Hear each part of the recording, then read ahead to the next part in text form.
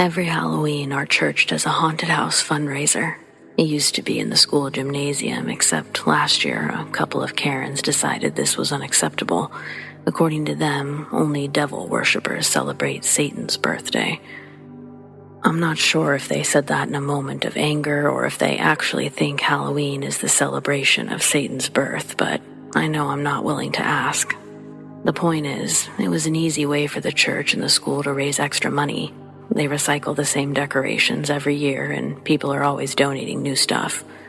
All of the kids love going, so everyone's parents helped out, and it's just a simple tradition that we look forward to. But Karens will be Karens.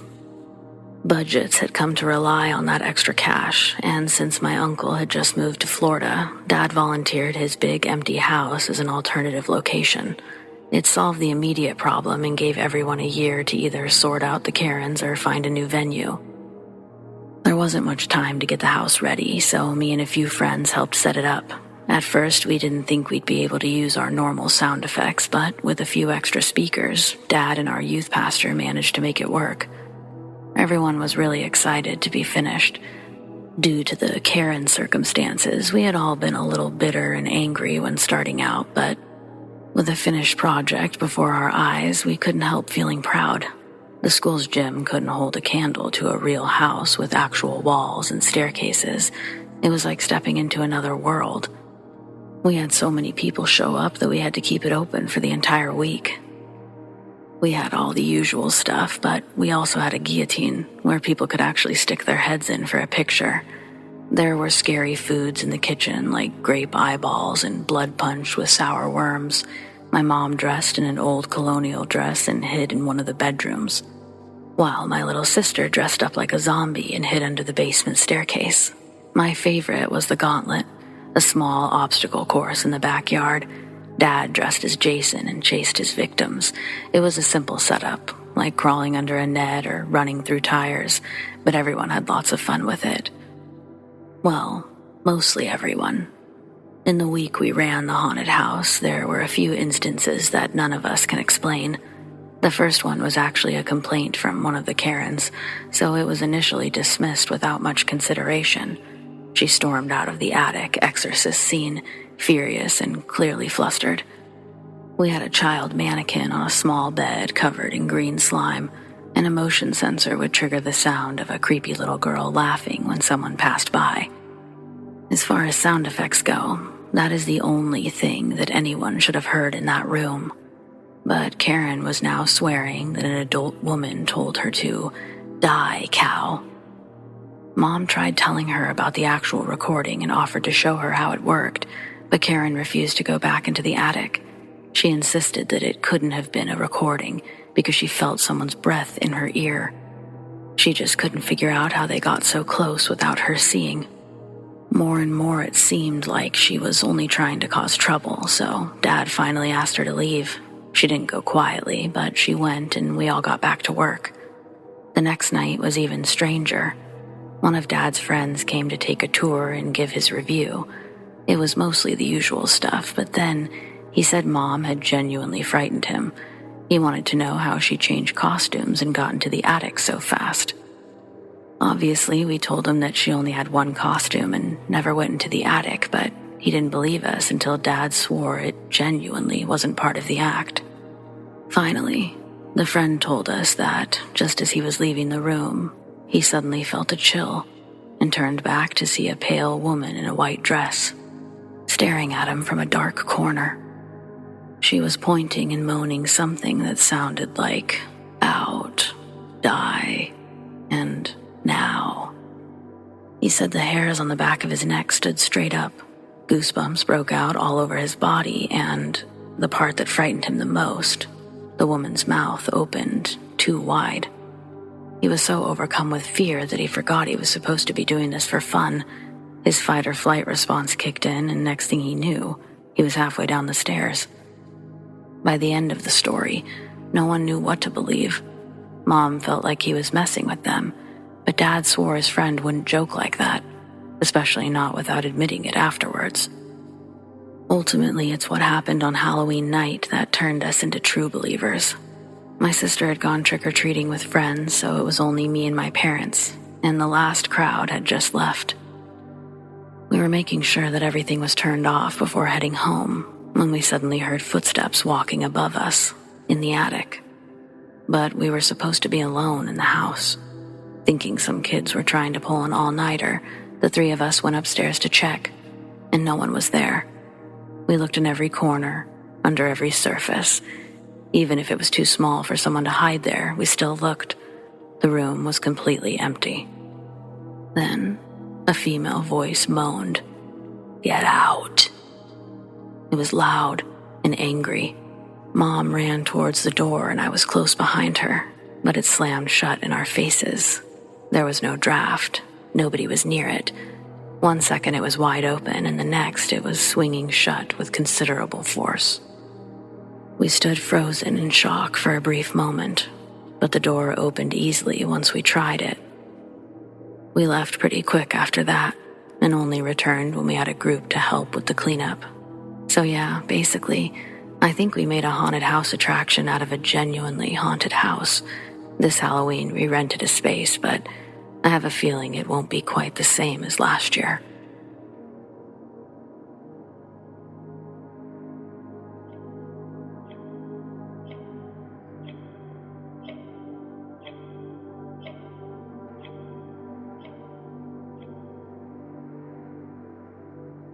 Halloween Ouija. I squirmed in my seat, sandwiched between my closest friends, Megan and Josh, as we huddled together in Megan's room. It was Halloween night, and Megan's older sister had gone off to college, leaving behind a treasure trove of random relics. One that especially piqued our curiosity, the Ouija board. Feeling slightly nervous yet excited, we planned to contact the other side. Megan had read countless stories and claimed the board held the key to communicating with the spirits that roamed freely on Halloween. Igniting candles around the room, we dimmed the lights. As we settled on the floor, it was a mix of excitement and unease that lingered, as if we were doing something we didn't fully comprehend. Our shaky hands moved toward the board, and I placed my fingertips on the planchette. As a hardcore skeptic, disbelief was in my mind, but I couldn't help feeling curious about what awaited us. "Is there anyone there?" Megan asked with a tremor in her voice, breaking the ominous silence. For a moment, nothing happened. Our eyes darted between each other, silently questioning the authenticity of the spirit board. Doubts were creeping in, convincing me that this was all nothing more than a game, and not a very fun one either. But then, slowly and deliberately, the planchette twitched beneath our trembling hands. It moved over the board seamlessly, and our hearts pounded in sync as we watched the planchette move to yes. We all exchanged wide-eyed glances, unable to believe what was happening, even though it was happening under our very fingertips. "What is your name?" I stammered. The planchette moved swiftly across the board's surface once again, as if guided by an invisible hand. It spelled ELLIOTT.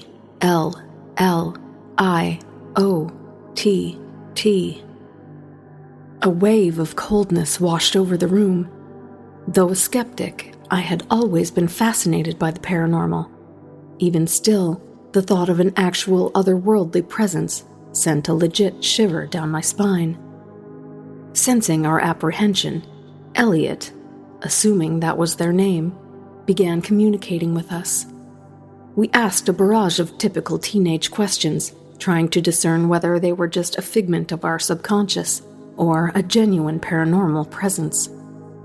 The answers she provided left us stunned. We learned Elliot was a woman, 19 years old.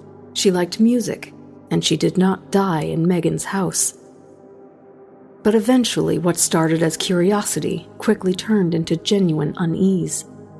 Elliot's responses grew increasingly intense, meaning the planchette moved more erratically. One of her responses fell outside the simple yes and no. We didn't even ask anything, when suddenly she warned us to end the session. Her words, not ours. Megan asked if there were other spirits in the room. Elliot responded rapidly, first yes, then repeatedly spelling bad, bad, bad. We decided at that moment we ought to take our new friend's advice and end the session. Our collective fear was making it impossible to continue playing, regardless of whether Elliot was real or not. We hastily closed the session, sliding the planchette off the board. I was tempted to dismiss the whole thing as a bizarre coincidence. But suddenly, looking around the room, shadows we had dismissed as mere tricks of candlelight seemed to morph into wraith-like figures, accompanied by unexplained footsteps throughout the house. However, the strangest, the most unsettling part, inexplicable bruises began appearing on our arms, as if we had been grabbed by invisible hands. We never knew for sure if it was all a result of an ominous connection we had made with Elliot, or if something far worse came through to us that Halloween night, but we certainly didn't play with that board anymore. In fact, that night, Megan made Josh take it home, and we just sort of never talked about it again. Sometimes Josh would bring it up, saying we could always try again since he had the board, and one year we even got half serious about it. Only, Josh couldn't find the board anywhere.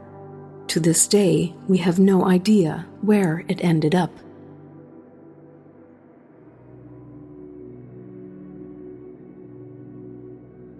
At the ripe age of 7 years old, dressed as a mischievous jester, I roamed the streets of my hometown with my older sister one Halloween night. Eventually, my sister's friends would join us, and we would all be reveling and participating in the laughter and the shrieks that were echoing through our neighborhood. The thrill of costumes, the taste of candy, and the sugar high it provided us to keep on keeping on. It's strange. I can recall both the good and the bad of this night. At this moment, I was having the best time, completely oblivious to what was going to happen next. As midnight approached, it was a bit more still in the neighborhood now. I was tired and I wanted to go home. I remember dragging behind my sister and her friends a bit. She was holding my candy for me, and I was trying to hold my eyes open. It was during this lull that I felt eyes watching me. Somehow, I knew someone was behind me. Probably just some kids, I thought to myself. I quickly turned around, but I saw what looked like a grown-up. I didn't see any kids with the person, and so for some reason, I started to pick up my pace a bit. I turned around, and there was no longer anyone there. I brushed off the unease as I got closer to my sister and her friends, convincing myself it was just the imaginative spirit of the holiday playing tricks on me. Before I knew it, I'd slowed my pace down again, and even worse, I'd let my guard down. Out of the shadows to my right, between two streetlights and an alleyway, emerged a figure. The man, tall and menacing. He wore a dark cloak. His cold eyes filled with a predatory glare. It set off alarm bells in my head, even at 7 years old. I tried to turn away, to escape his gaze, but my body felt frozen, trapped like a fly in a web. Before I could react, he lunged forward, his hands aiming to grasp me, to drag me into the abyss of the alley, I'm sure. He'd managed a hand over my mouth just in time to silence my initial scream. His hand smelled like an ashtray, and it was suffocating how much stronger he was than me. Within only a few moments, I felt myself being dragged further away from the street, further away from my sister. I would start to slip from his grip, and he'd sort of hike me back up, grunting and making horrible noises, before getting his grip back and continuing his sprint. Panic surged through my veins, and through what I can only assume was pure adrenaline, I found the strength to break free from his clutches. I remember my costume jingling like crazy as I sprinted through the seemingly endless maze of alleyways and deserted streets. I'm not sure where I was looking, but I heard my name being called, and damn it if it wasn't coming from behind me, the one place I didn't want to look. Only it was my sister's voice. Apparently, I'd just sprinted past not only my sister, but her whole group of friends, They were still on the street, standing where the man had initially pulled me in. Shock, fear, I don't know what it was, but I screamed for them to get away from there. My sister approached me urgently, and when she got to me, she held a hand to her mouth, quickly to hide her expression, and through her hand she asked if I was okay and what happened. By this time, I wasn't capable of forming words, only tears. She picked me up and carried me the rest of the way home. All of her friends followed. The only person I was willing to say anything to was my mom, and oh boy, I think my sister was kind of worried about that.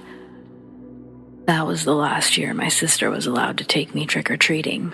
My parents weren't really punishing her so much as holding themselves accountable, I think. The real problem was the grown adult who was out there trying to snatch up children on Halloween night. I remember my mom being on the phone with the police. My parents were upset that it wasn't being taken more seriously. Probably just some kids playing a joke, ma'am. Even I knew this was no joke. When my mom would tell this story, she'd always get heated and mock the police with that line, just some kids playing a joke, wondering how many times they'd said that same line and how many times it was never just some dumb Halloween prank.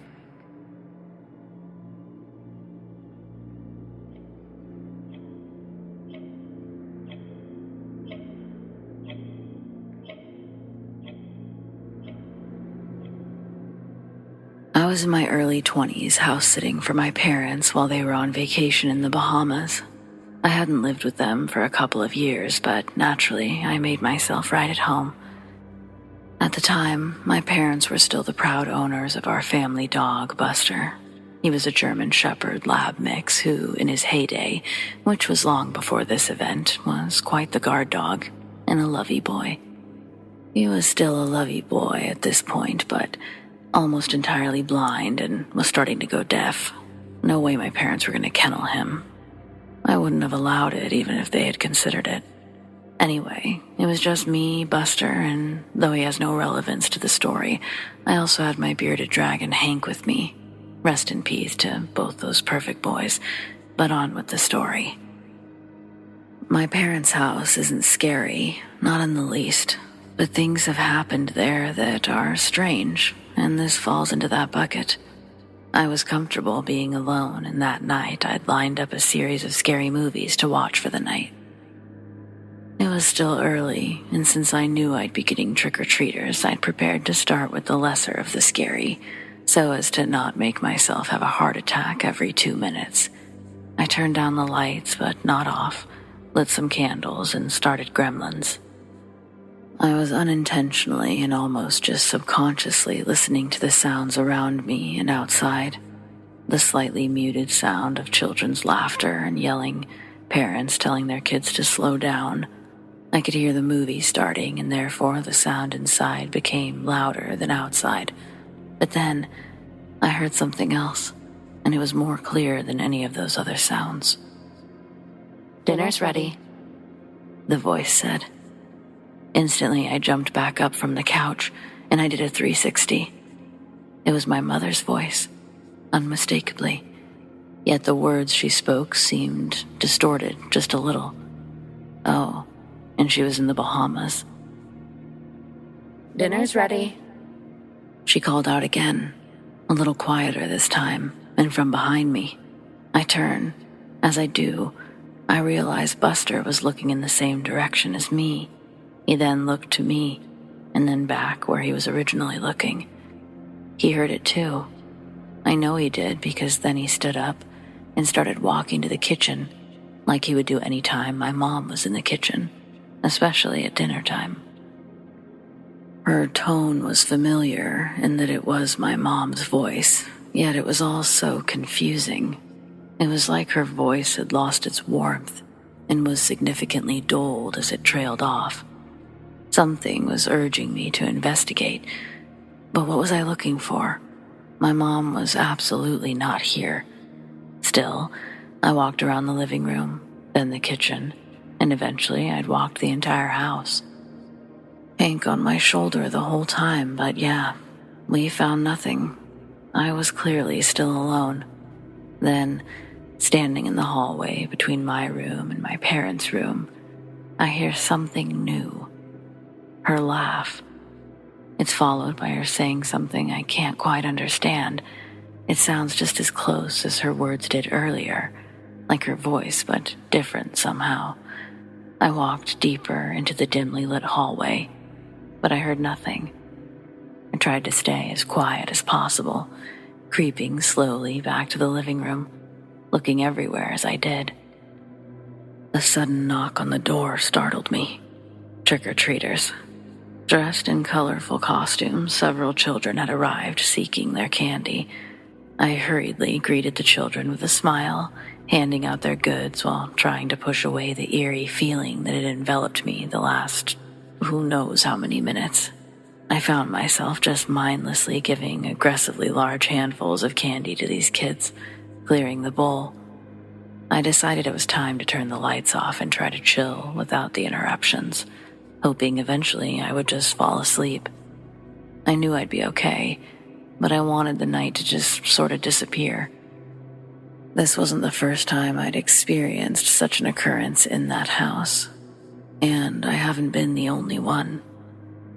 On 2 previous occasions, I heard this mimic, and one of those times, so did my dad. But Halloween seemed to be an amplified occurrence, multiple mimics.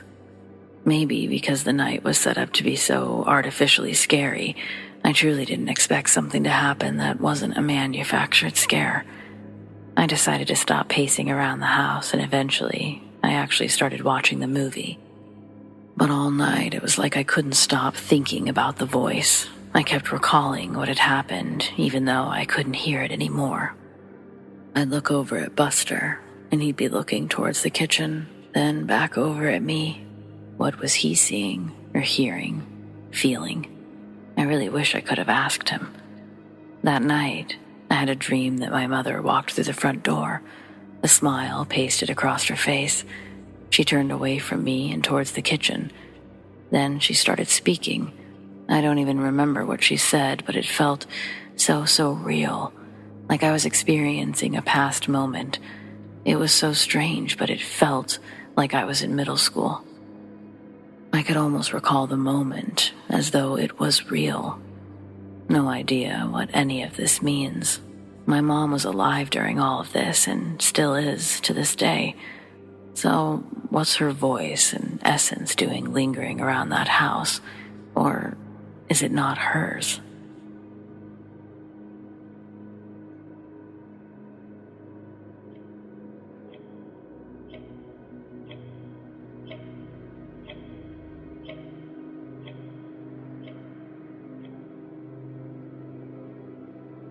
Okay, so back in the spring of 2006, I was a 10-year-old girl living in Idaho.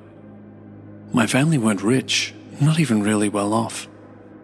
On holidays, my parents would send us to our auntie's place because she had time off due to being a teacher, and my parents both worked full-time. There were 3 of us kids, myself included. Unfortunately though, my auntie was single at the time and only had 1 small spare bedroom. When I mean small, I mean it was probably only intended for storage. A single bed barely fit in it. So this meant our oldest sister, Rachel, stayed in there. And my younger sister, Becky, and I slept in the living room. 1 on the couch, 1 on cushions on the floor. Us kids had all experienced slightly creepy things over the years in this house. Yes, as small as it was still a house. Yet they were all so subtle. Individually, we could just dismiss them. But after this event, we all started sharing our experiences and realized something was going on and had been for quite some time. This event I'm about to describe still gives me chills to this day, and just thinking about it makes my eyes tear up. So it was the spring vacation. My sisters and I had spent the day playing around outside, doing kid stuff. You know, riding our bikes, playing around, etc. All within sight of the house, of course, stranger danger and all that.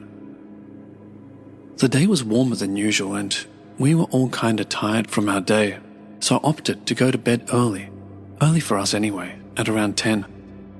My younger sister Becky and I chatted a bit while laying on our makeshift beds for sleep.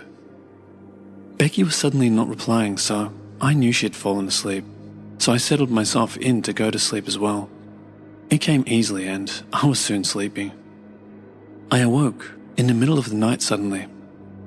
No idea of the time because it was dark, but I'd guess anywhere between 12 to 2 a.m.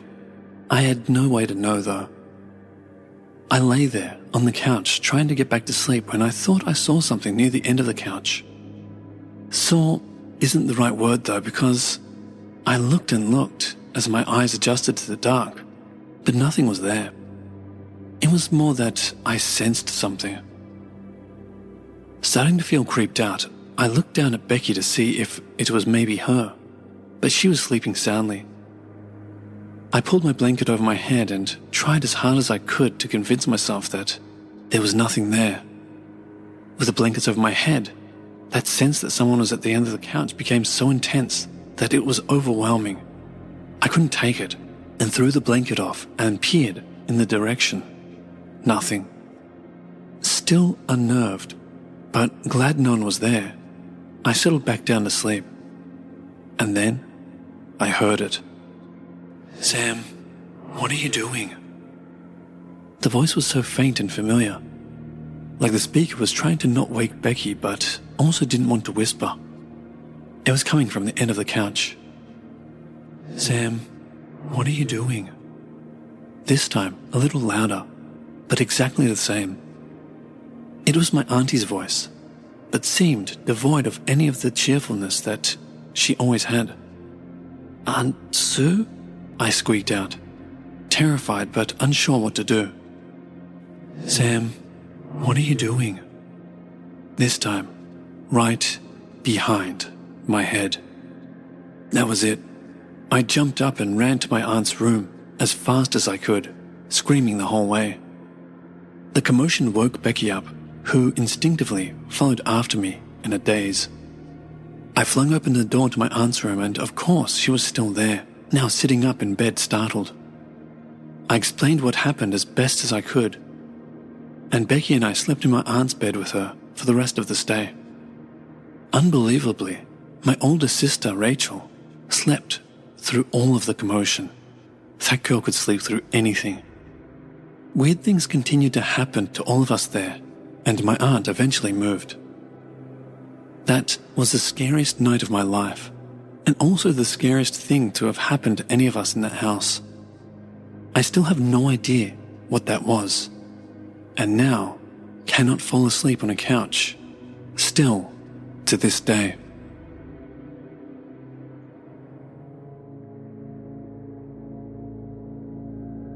I know a ghost story.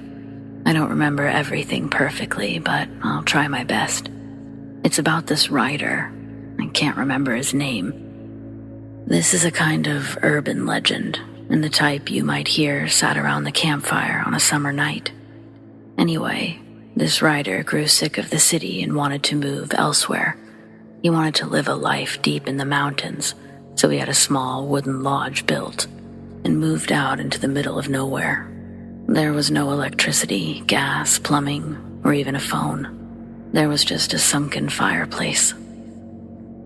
So, since the only heat source was a fireplace, the writer spoke with some people in the village at the foot of the mountain and found a married couple who sold charcoal on the side. He spoke with them and worked out a deal where he would get a delivery of charcoal once a week. He was living a good life out there in the mountains. He would plow fields, and when he felt like it, he would write. One peaceful night, he was woken from his sleep by a strange noise. It was a scratching kind of sound. What the hell was it? With bleary eyes, he went in search of the sound. From here on, I'll switch to the first person. There was a light. There was a fire still burning in the fireplace, and I could see, albeit it was dark. The lodge wasn't exactly big, so it was easy to see your surroundings. Something stood out. There was something in front of one of the walls. It was just a simple wall made out of logs and wooden boards. In front of that wall was the silhouette of a person. It was doing something I couldn't quite make out. It looked like a very thin and slim silhouette. It was barely visible in the darkness. It was definitely human-like, and definitely there. I could only see from the back, but judging from its movements and the direction it was facing, I guessed that it was scratching the wall. It made sense as I could hear that scratching sound. I just watched and its movement continued. I don't know why, but I didn't care all that much. I just kind of fell asleep. Perhaps that's because I was really tired. I don't know. I'm kind of a laid-back guy. When I woke up in the morning, I went about my usual routine and I almost didn't notice what was on the wall. Some messy, scribbled letters were scrawled on the wall. It was hard to make out what they were, but on closer inspection I realized they said, "Kill" and "Help." The color of the letters were pitch black, and I presumed that they were made with charcoal. I looked at the floor, and there was powdered charcoal down there. I was really interested in this. I wondered if the same phenomenon would happen again at night. When night fell, I made sure that there were gas lanterns lit in all four corners of the lodge, and that there were plenty of logs on the fire. If that shadow appeared again, I was ready to take a closer look. I pretended to be asleep in bed and waited. I don't know how long I waited, but eventually I heard that scratching sound. Unlike last night, the lodge was much brighter. However, that shadowy figure still looked like a completely dark silhouette. I'd moved my bed that night, and this time, I was looking at the shadow from the side. It was definitely a humanoid shadow. It was writing on the wall again. I looked at the thing's hand, and I couldn't see any charcoal in its grasp. It was using its finger to write. The movement, I realized it stopped. It was like I had paused a scene in a movie. It didn't move a muscle. Its head slowly turned to face me. It was agonizing. I couldn't take it. I felt as if I was losing my mind. I couldn't turn away. I couldn't close my eyes. I was about to see its face. It didn't have a face.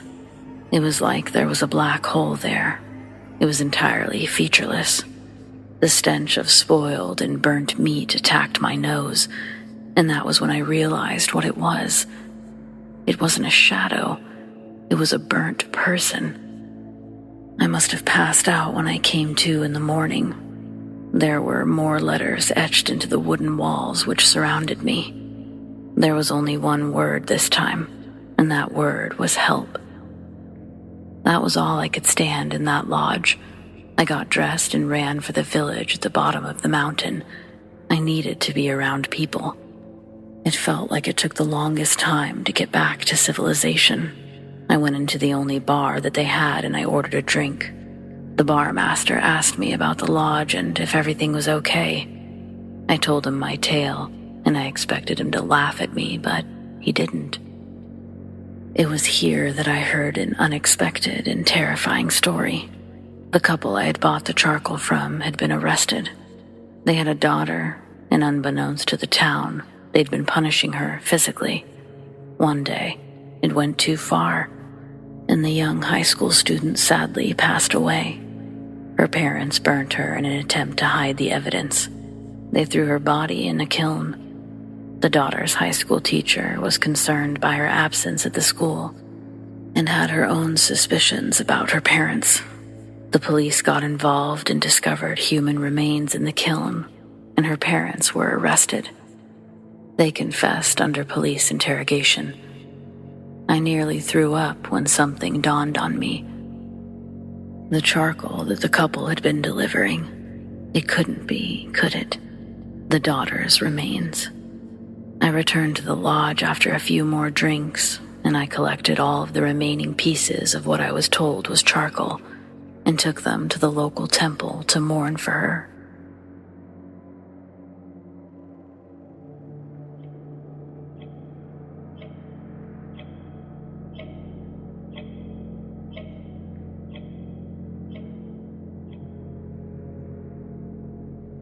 When I was little, my family went on vacation every year.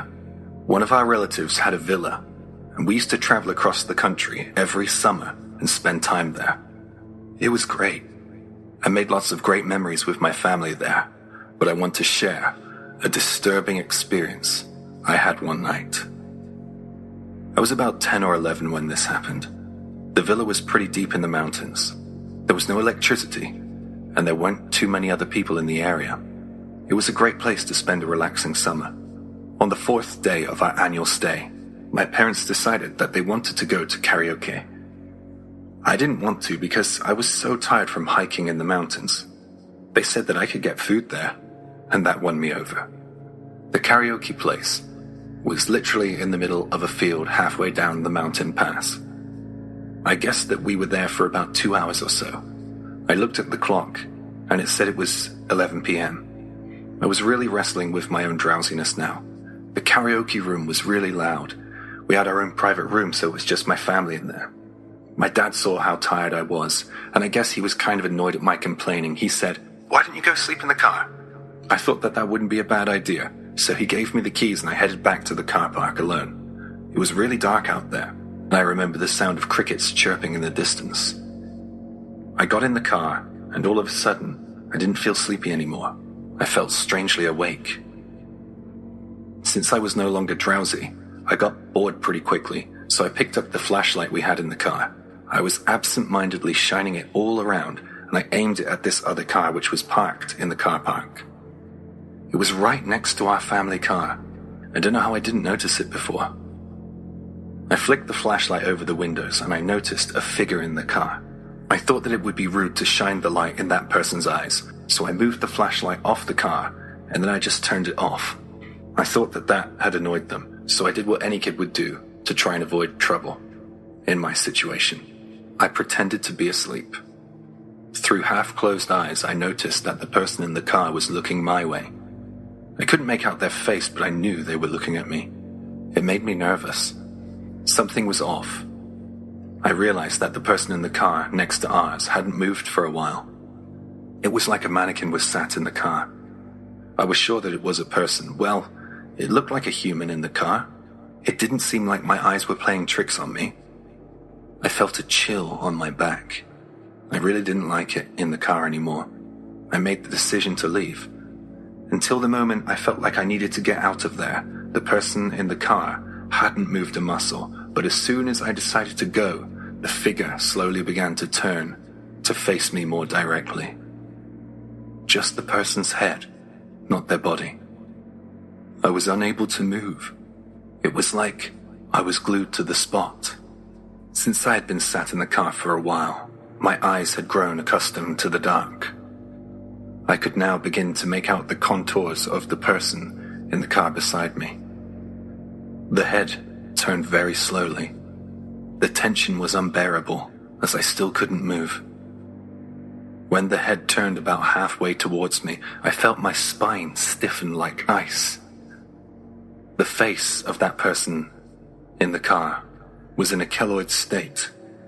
The face was ruined, with red raw scars so enlarged that they engulfed the features of the face. I couldn't make out the eyes or the nose. I focused every ounce of my energy into running, but I still couldn't move. Sweat was teeming down my forehead. Tears began to well in the corner of my eyes, yet I could not free myself. Now that I'm older, the only thing that I can describe that feeling as is sleep paralysis. Yet I was wide awake. At one point, I was convinced I was dreaming. I kept repeating in my mind, "Wake up, wake up!" But I couldn't. I couldn't wake up because I wasn't asleep, and this was really happening. I managed to close my eyes, and I kept them as tightly shut as I could. I don't know how long passed, maybe 4 or 5 minutes, and then I opened my eyes. I saw that scarred face staring right at me. I have no memory of that night, save for that reddened face peering at me. I was shaken awake by my dad. I told him what happened, and he suspected that I just had a nightmare. He didn't seem all that interested. I was convinced that it was real, though. I didn't let it go. I made a bit of a scene in the car park. It was very traumatizing for me. I must have been in a state because my mother went back to the karaoke place to ask if there was anyone in the car park earlier. A few moments later, the owner of the place came out with my mother.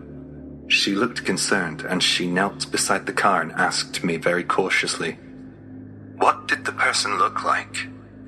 I guess that the owner of the place wanted to make sure that there was no troublemakers in the area. I felt the pressure as the adults awaited my answer. I said that there was a person in the car next to our car and they were staring at me. The car had since gone, so we couldn't establish who the owner was. They asked me to describe the person, and I said that they had terrible red scars all over their face and they were sat in the car next to ours. I was absorbed in giving as much detail as I possibly could. I barely noticed that the owner of the karaoke place was crying. She paused and cleared her throat and spoke in a weak voice. "I think you saw my daughter. She took her own life right in this car park. She set her car alight and sat in there 4 years ago." We were all in stunned silence. She felt comfortable speaking about what had happened. She went on to tell us that her daughter had been relentlessly bullied at school. It had gone on for years, and she had hid it from her family. To her, nothing could be done about the bullying, so she decided to take a different, fatal course of action. I was so sad to hear this. It was crushing. I've never felt such weight of oppressive loneliness. Something she said jogged my memory because I was suddenly able to remember something that happened before I fainted. I remembered that I heard a voice, and I will never forget it for as long as I live. I only heard 3 words. 3 words spat forth from the past to the present. And those words were, "I hate them." I hope her soul can find peace one day.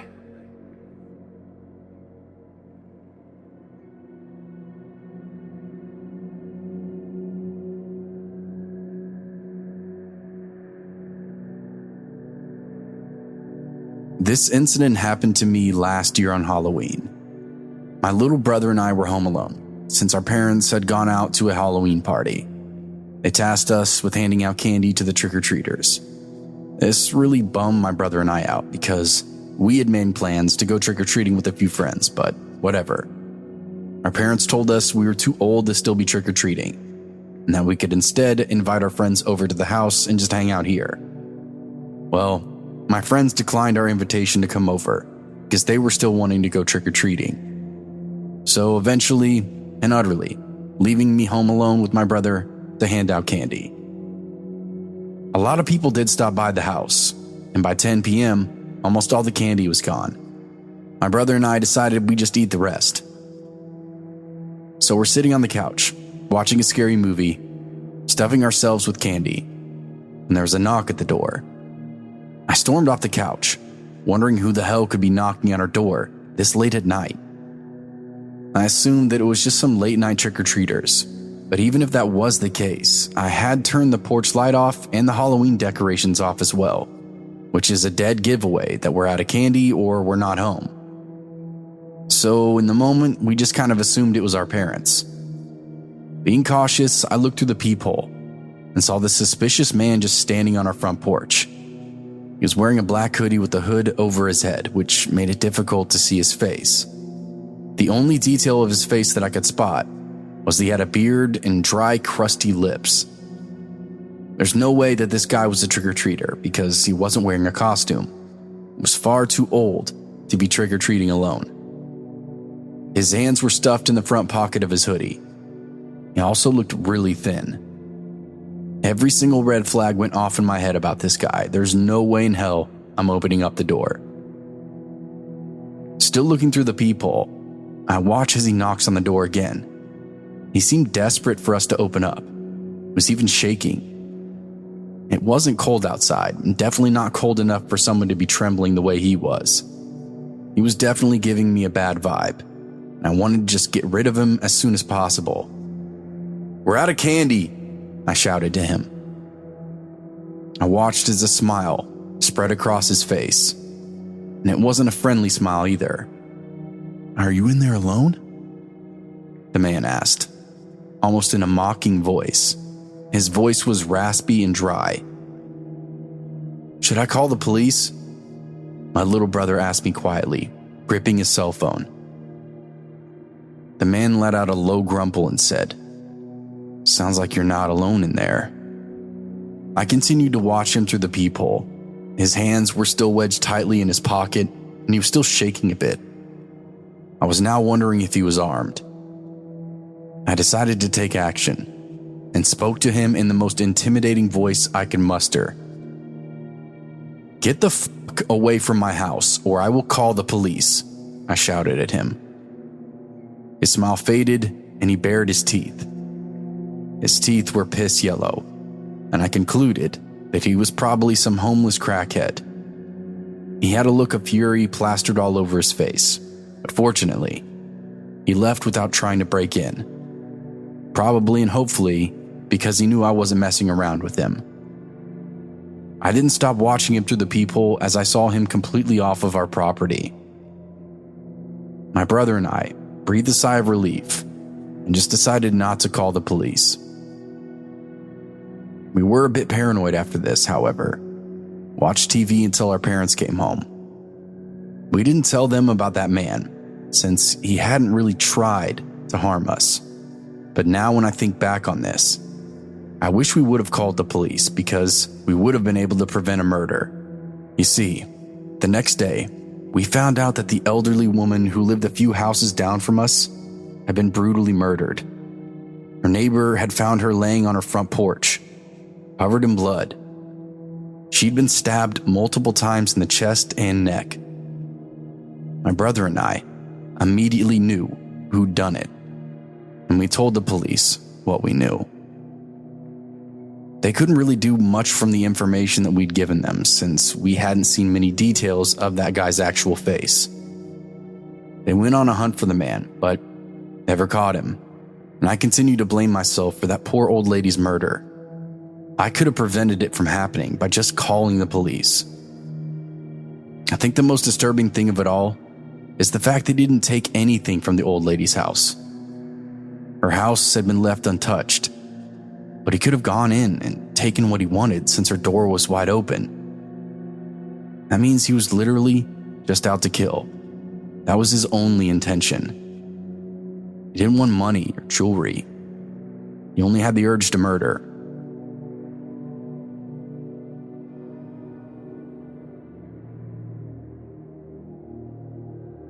I was told that I could use just about anything to connect with the other side, that it didn't have to be a Ouija board. I was also told that you shouldn't do any of this unless you're damn sure you know what you're doing. My mother and grandmother told me this, so I was inclined to heed their warnings. There was never a time when I wanted to connect with the other side until my best friend's cousin died. At first, I was opposed to the idea of connecting to the other side.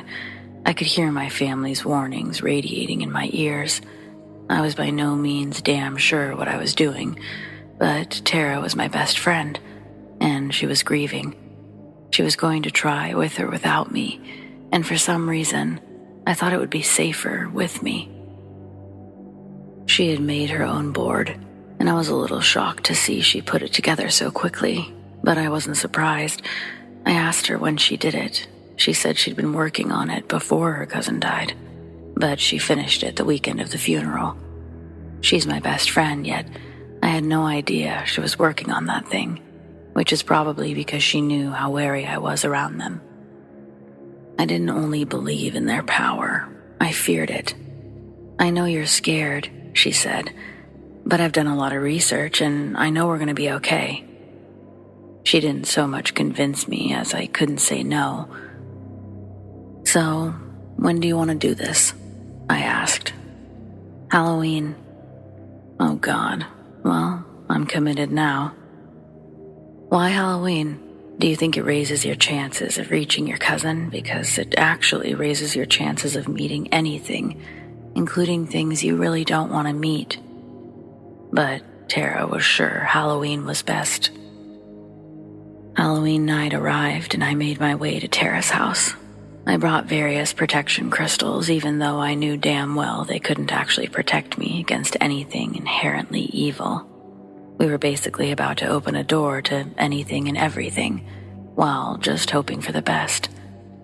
I had a few rules of my own, and since I had never actually done this before, I was going to follow those rules, because they came from people with actual experience.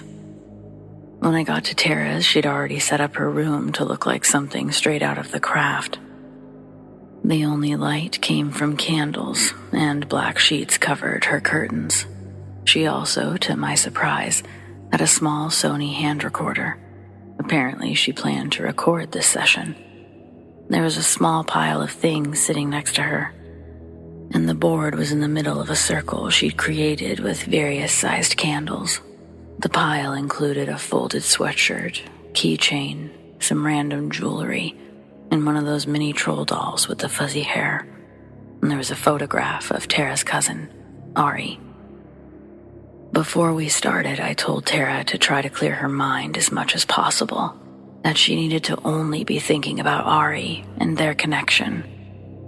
You need to think about any and all things Ari, and I'm going to do the same. She nodded her head, and I paused. Also, we don't want to communicate with anyone or anything else, right? If anything except Ari comes through, we say no thank you and move on, right? I looked at Tara for reassurance. Right, she agreed. Originally, I had planned to start, but we both agreed that Tara should be the one. She began by simply asking, Ari, it's Tara and Kat. Are you here? Both our palms were sweating, and the planchette felt slippery beneath our fingertips. But it wasn't just because of our sweat.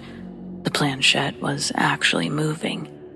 Tara and I made eye contact the moment it happened, and my heart rate instantly increased. I couldn't believe something was happening, and I wasn't sure what to do next. The board navigated toward the letters I and then T. We have to try to remember these letters. We don't have anything to write with, I said. Then S, followed by M and E. It's me. Tara was instantly emotional, but she didn't take her hand off the planchette. She just wiped her tears with one hand and looked at me for confirmation. Did I think it was her? How could I be sure? All I knew was it didn't feel like her. It didn't feel familiar. I shook my head. No. But then the planchette started moving again.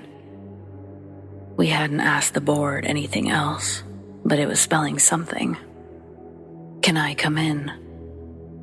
I was almost ready to take my hand off the planchette because those are exactly the words you don't want to hear when using a spirit board or trying to connect with the other side. No, you cannot.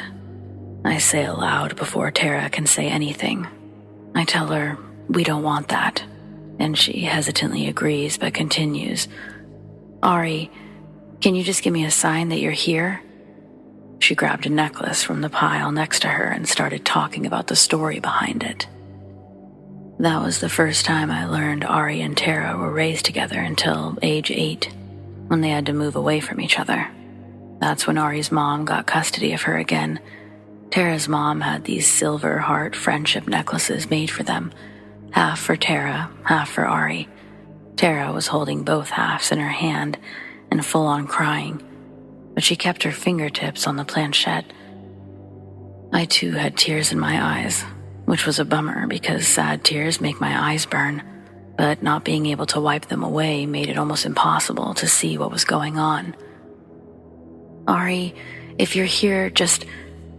Tara's cut off mid-sentence, but I didn't immediately understand why. Holy shit, Tara says quietly, almost a whisper. What? Did something happen? I didn't feel anything move. I am fervently wiping the tears away from my eyes best I can. The troll doll, it moved. Silence, then movement. The board had something to say, and it took a while. The first part was, "Can't stay," followed by, "Love you, T." Silence. To me, it felt like whatever was occupying the space was now gone. Whatever connection that we'd made was temporary and was over. I looked at Tara, waiting for her to respond, and after a couple of minutes, she looked up at me and said, "Okay, let's say goodbye." The rest of the night, Tara was just buzzing. It was nice. I hadn't seen her like that since before Ari died.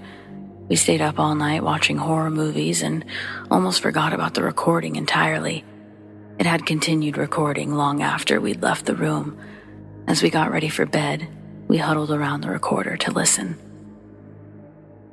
Throughout the session, there doesn't appear to be anything unusual captured until we get to where the troll moves.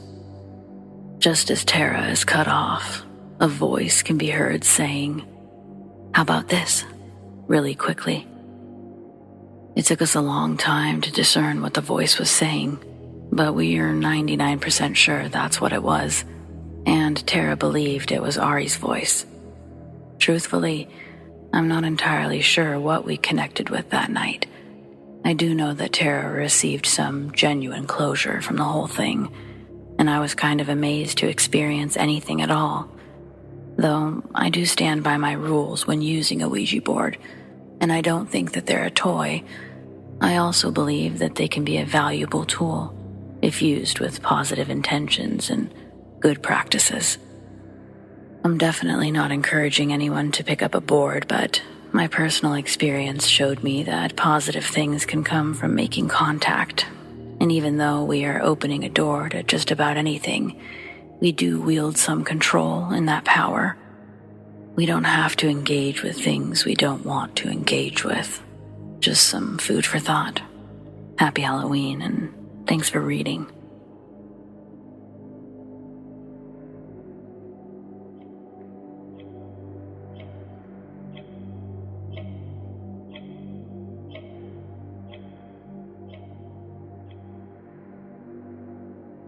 Halloween Ghost Scare. I've always considered myself a logical person, never one to really believe in supernatural occurrences, or even find much entertainment in the idea of them. They weren't real, you know?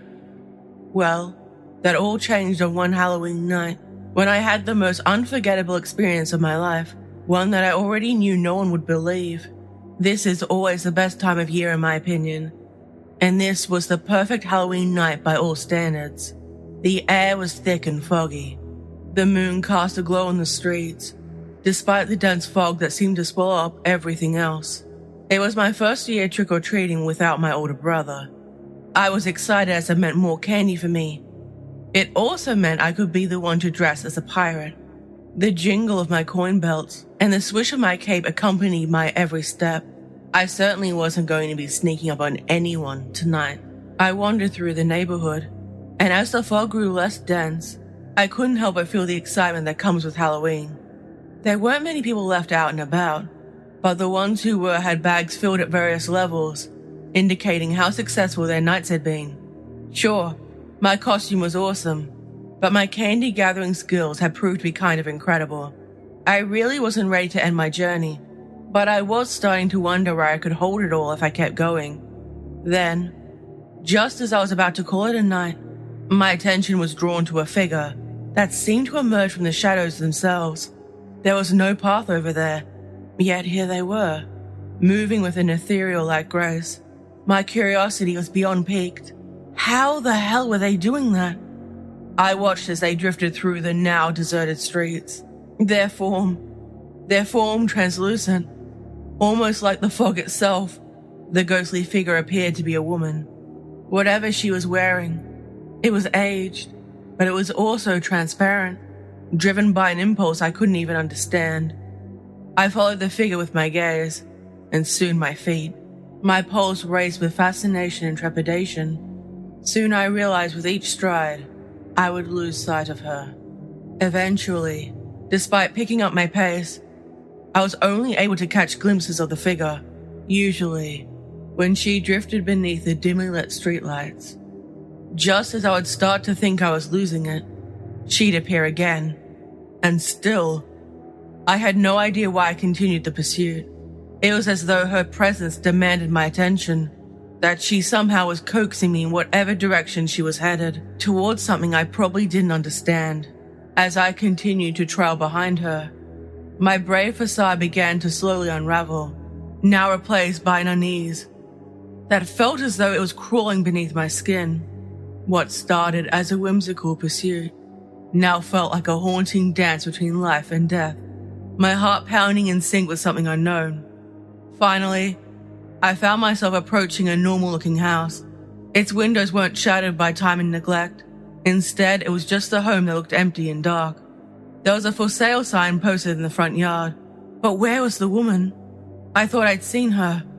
The figure walked towards the backyard. I wasn't sure I should follow. Before I could even decide, a woman's voice could be heard directly in front of me.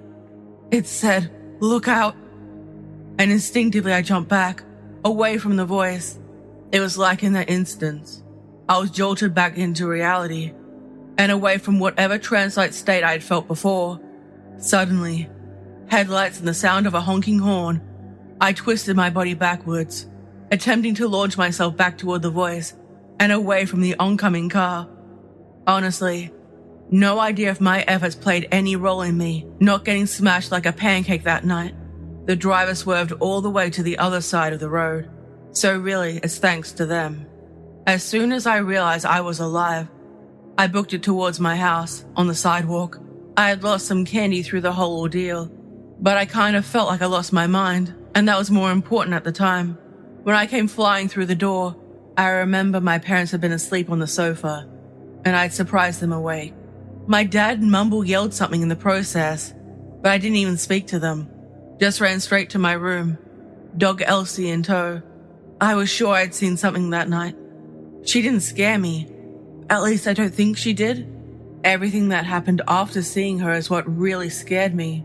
The house itself has never left my memory, but which route I took to get there, how I found my way back to my street, also all mysteries to me.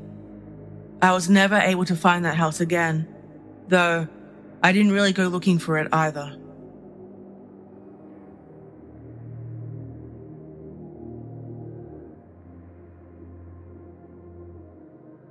This is my first time venturing online to share a painful story. I've lived a pretty sheltered life, but this Halloween season has stolen my innocence and every ounce of faith I once held in humanity. My son, Austin, is almost 6 this year, and he's been really excited about trick-or-treating. He's going as Woody, but his father also got him a little ghost face costume, and that's what he wanted to wear to his school's Halloween party in the park. I was one of maybe a dozen chaperones watching over nearly 50 screaming children, but I was keeping the majority of my attention on my own son. Maybe that sounds awful, but that's just how it works. It's impossible not to notice your own kid more, but even so, I still failed as a mother. Finally, the day was winding down and parents came to pick up their own astronauts and goblins until there was only a handful of us left. Austin was still particularly hyper, trying to scare me every time I turned around. I kept telling him to stop, but not in a way that I really expected him to listen. I was just trying to get everything squared away. Then he actually said something. I don't even remember what, and I realized, that's not Austin. I ripped the mask off from this new kid's face to see one of the other chaperone's children. I thought the boys traded costumes to play a swapping places prank, but Aaron, the other kid, said he hadn't seen Austin since earlier in the day. When asked why he was wearing my son's costume, he adamantly insisted it was his. Well, I've been stitching Austin's name into everything he owns since his second week in school, so that cleared up any confusion real fast. But then Aaron's mom began to get angry. She was just as ready to leave as I was. She told her son to go get Austin in a way that left no room for argument, and the boy crumbled into tears. He really didn't know where Austin was. A man gave him the costume and told him that he could keep it if he was able to scare me while wearing it. The sickening truth immediately sank in, and all of time, my entire world, came to a sudden screeching halt. We called the police. They came within minutes, but the wait felt like an eternity. We couldn't even tell how long Austin had been missing. I still feel like the worst mother in the world. We were incredibly lucky, all things considered. Thanks to Ring doorbell footage from the neighborhood, the police were actually able to find Austin within the hour. But the bastard who took him had him for several hours before we called the police. I still can't talk about it in any greater detail than this. That may come with years of family therapy, or maybe not. I just know that I have an overwhelming compulsion to share my story and warn other parents, please, if your child's wearing a costume that covers their face, just take a little extra precaution.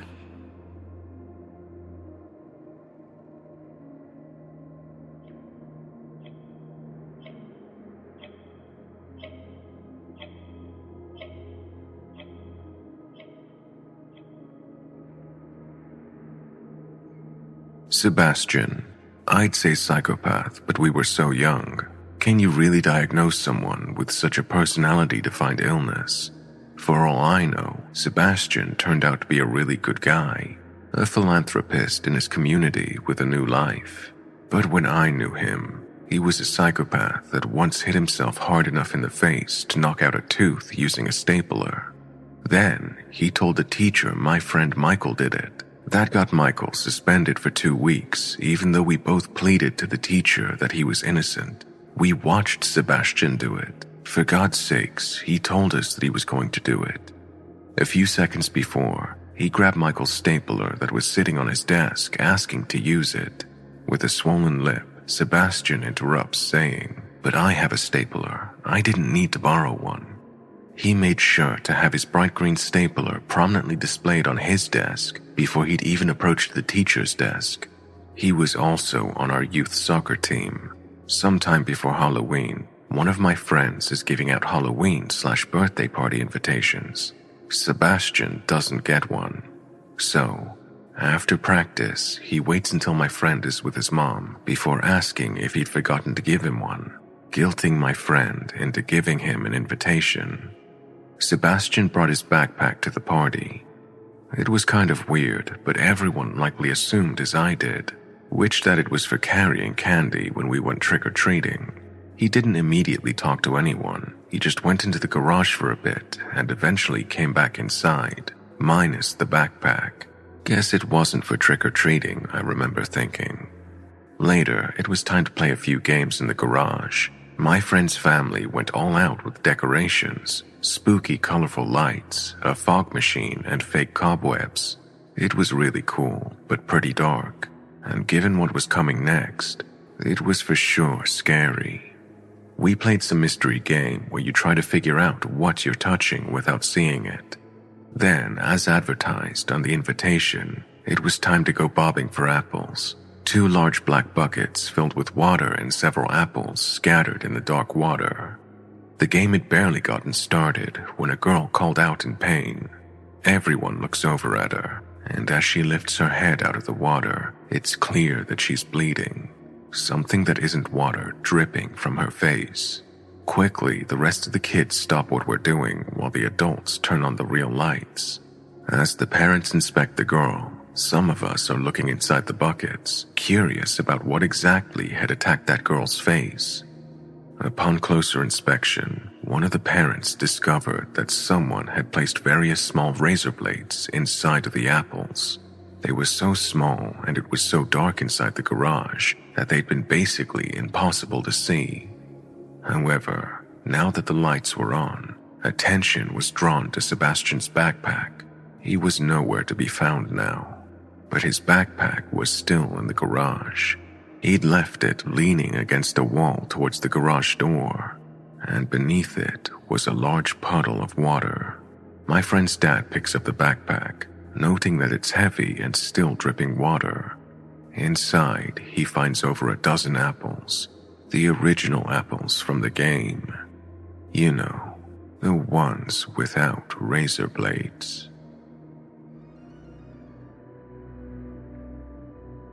I'm a 43-year-old female, and Halloween is always a hard time for me. But this year has been even worse than usual. So hey, maybe talking about it will help, right? Yeah, don't worry, I'm not holding my breath, but here goes nothing. Growing up in the 80s, I was privileged enough to experience true trick-or-treating. For the first 10 years of my life, I was out there beating pavement with my giant pillowcase until the last porch went dark. I remember the magic just fine. However, I was also unfortunate enough to experience why it's not a thing anymore. At age 11, I couldn't decide between my 3 favorite costumes, so I combined them all to become a fairy princess ballerina, and, let me tell you, I thought I was hot shit. I mean, I was fully immersed in the fantasy. As always, I started out in a large group of kids, but as the night wore on, they all went home, one by one, until it was just me. I could still see a handful of illuminated porch lights and was determined to at least finish out the street before quitting. Apparently, they were all waiting on me, too, because they were each turned off as I left. At least until I got to the last house. That one was turned off as the door opened. The inside lights were bright enough for the owner and I to comfortably see each other, but not bright enough to spotlight us for the neighbors. He pretended it was an accident, like he hit the wrong switch, and began loudly flipping one back and forth with no effect. The trick is obvious when looking back. Clearly, he only had to flip the wrong switch, but at the time, I was just a greedy kid who wanted one more handful of candy. I stood bouncing from one foot to another, not caring about the lights in the slightest. Then he said something to the effect of it being his bad luck for the bulb to blow out when he was trying to see the prettiest costume of the night, and I bought it, hook, line, and sinker. Finally, someone who appreciated my ingenuity and my beauty.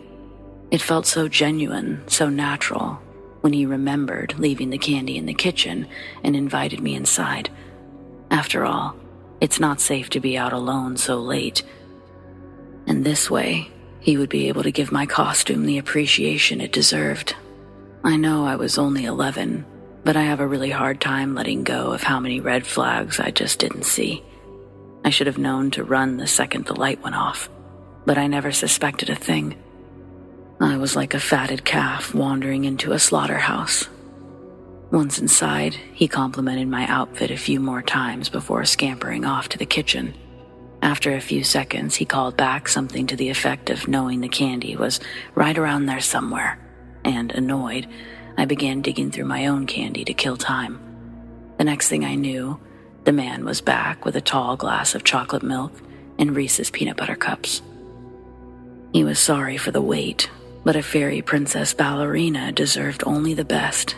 In fact, he had a few Snicker bars in his office he could grab while I drank my milk. I thought it was my luckiest Halloween score ever.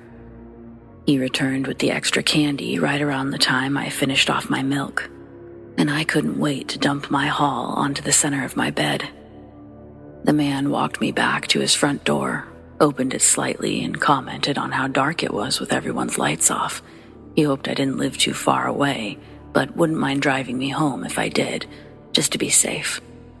Well, now that he mentioned it, I was feeling rather exhausted from all the walking, and I had come a pretty long way. I'll never forget his creepy smile when I agreed. I was relieved that he truly didn't mind. I didn't want to be an inconvenience after he'd been so kind to me.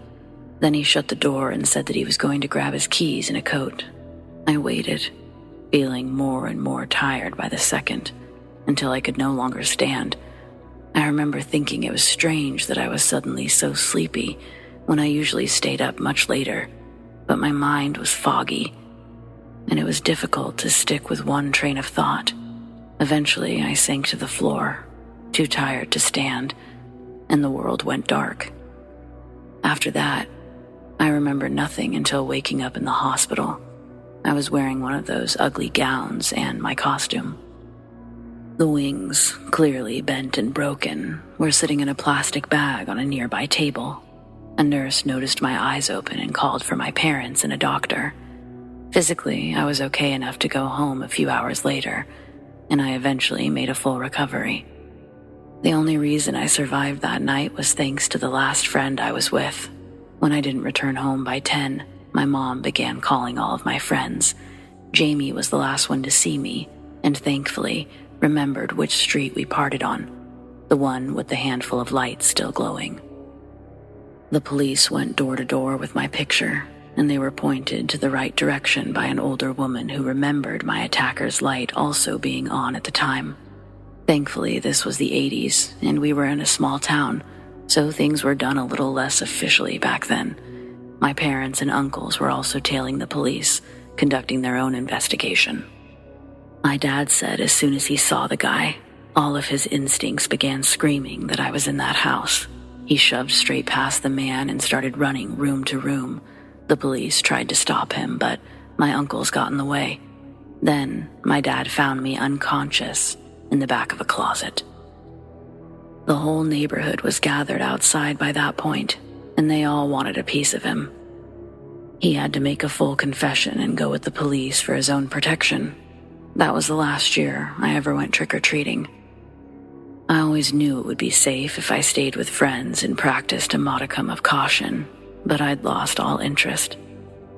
Instead, I became one of those people who prefers staying home to watch scary movie marathons. So yeah, that's my Halloween story.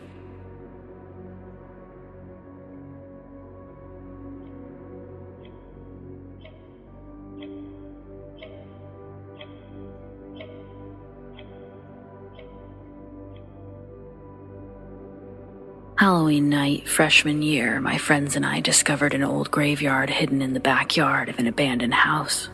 We'd actually discovered it the night before Halloween, but all agreed to come back Halloween night with more people. After we all finished up doing family stuff like taking various siblings trick-or-treating, we all met up at our friend Corey's house and prepared for the walk over there. The house sat on a dead-end road, about a 6-minute walk from Corey's house. The thing is, since the house sat where it did, none of us had really ever passed it before. The only reason we ended up there the night before was because of our friend Justin's dog. He'd booked it away from us and run directly into the backyard of the home, like we watched him dart away from Justin and beeline it for the back of the house. Justin was the first to run off, but eventually we joined him because we had to get the dog. Pretty sure none of us knew what the deal was with the house at first. I'd always assumed it was occupied because occasionally I'd see this older style car parked in the driveway, sort of a yellow color. I'd never seen it up close. The car, but also the house. And as we approached the house, it appeared unkept. It looked as though someone had started to take care of it and gave up halfway through, and it looked like that had been a long time ago. The more I looked at the house, the more I was sure no one was living here. While Justin retrieved his dog, Corey and I started talking about the fact that we didn't think anyone lived here, all while we were peeping inside the windows trying to confirm our suspicions. We were interrupted by the sound of Justin. He was yelling for us to come check out the backyard, that he'd found something. As we head around the house, we see Justin standing, looking down, while his dog sits patiently next to him. Corey and I ask him what's so important, what did he find? But he just waves us over, saying we have to see it.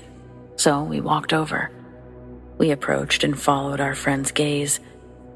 Half buried by the ground itself, there are 3 gravestones, equal in size and disposition.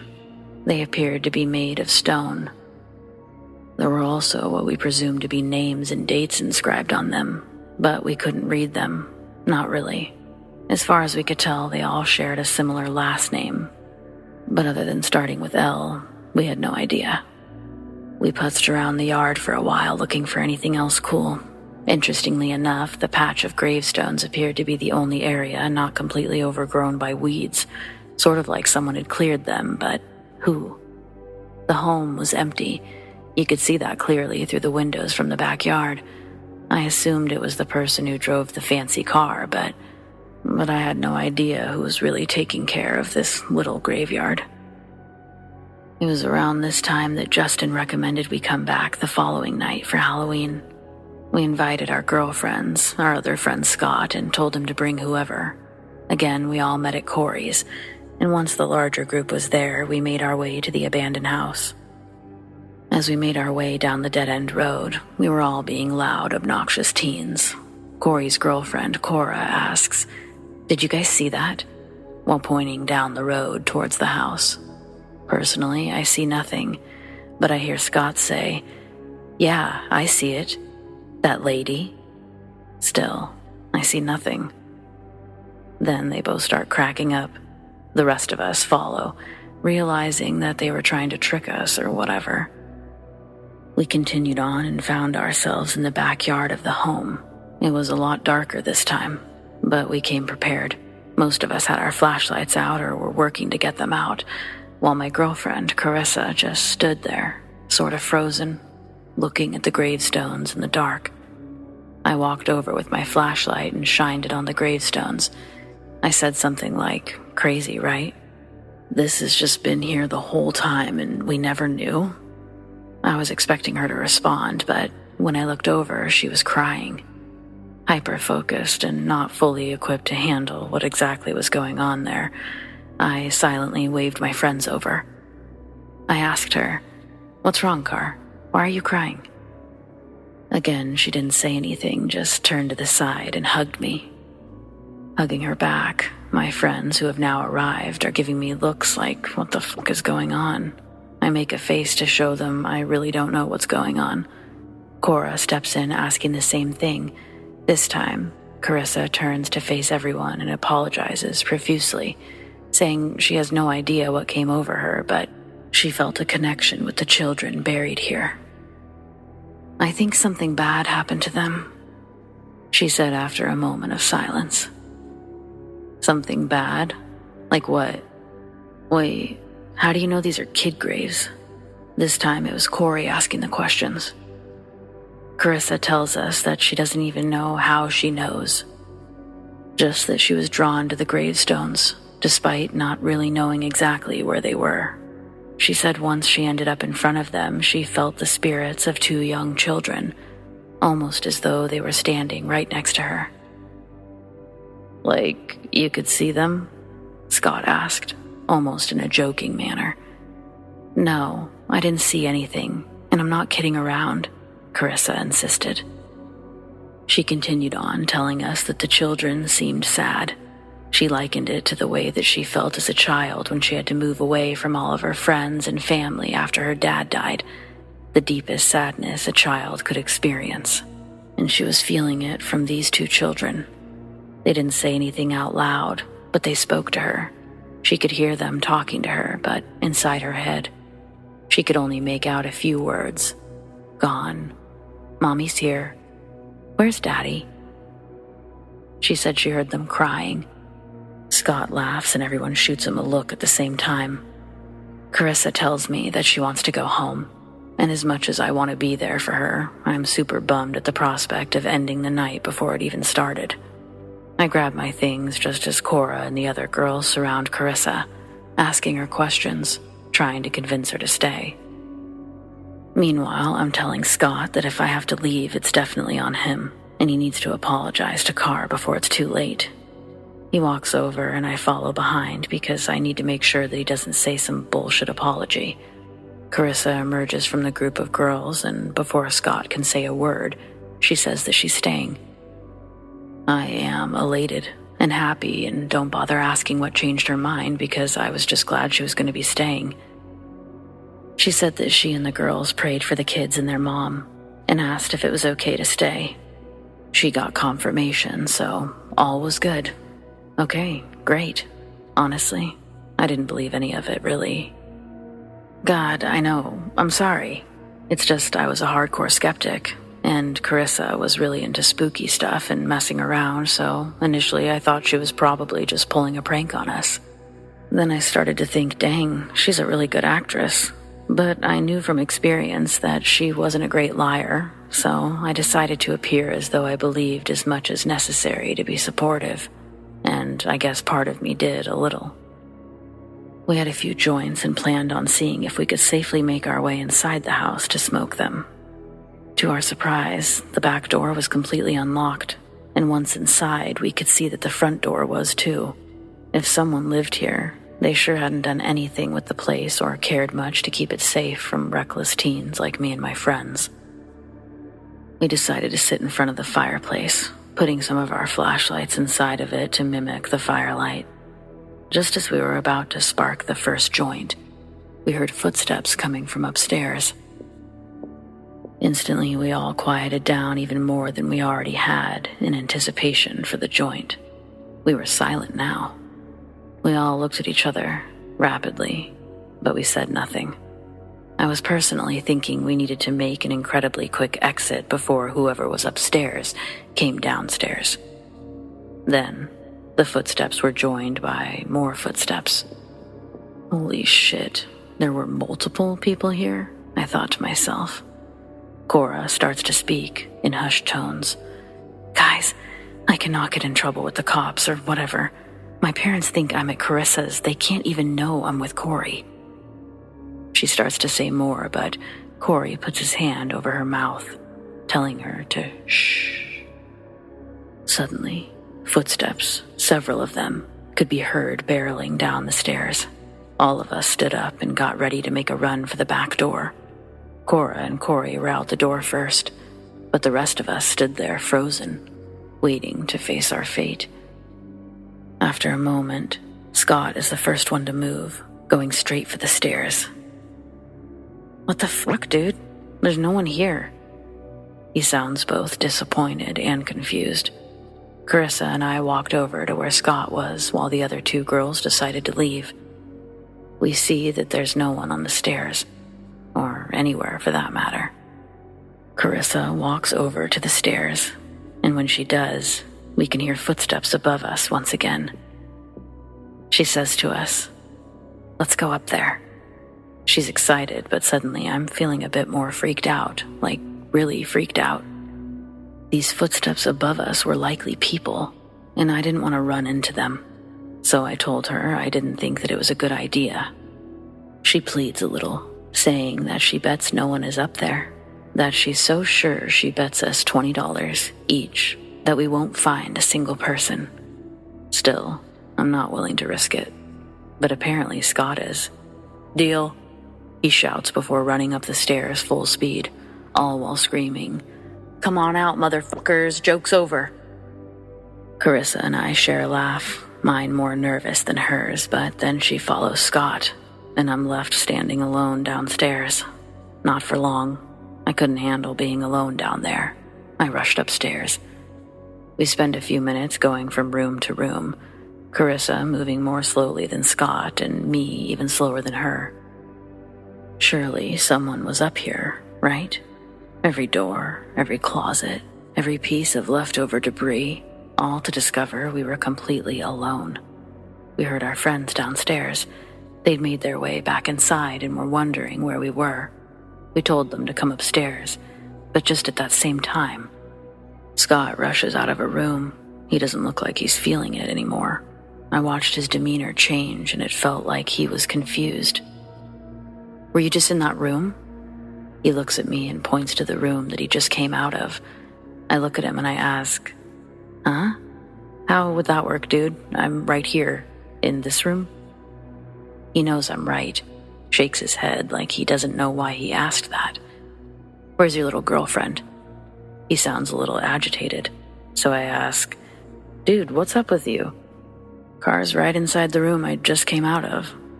Carissa steps out of the room and joins us in the hallway. They make eye contact for a split second before Scott runs down the stairs. He ran downstairs and decided that he was actually going to leave, and he did. He just left that night completely scared out of his wits, didn't say a word. Carissa shouted after him something about $20, but he was gone, and she was laughing.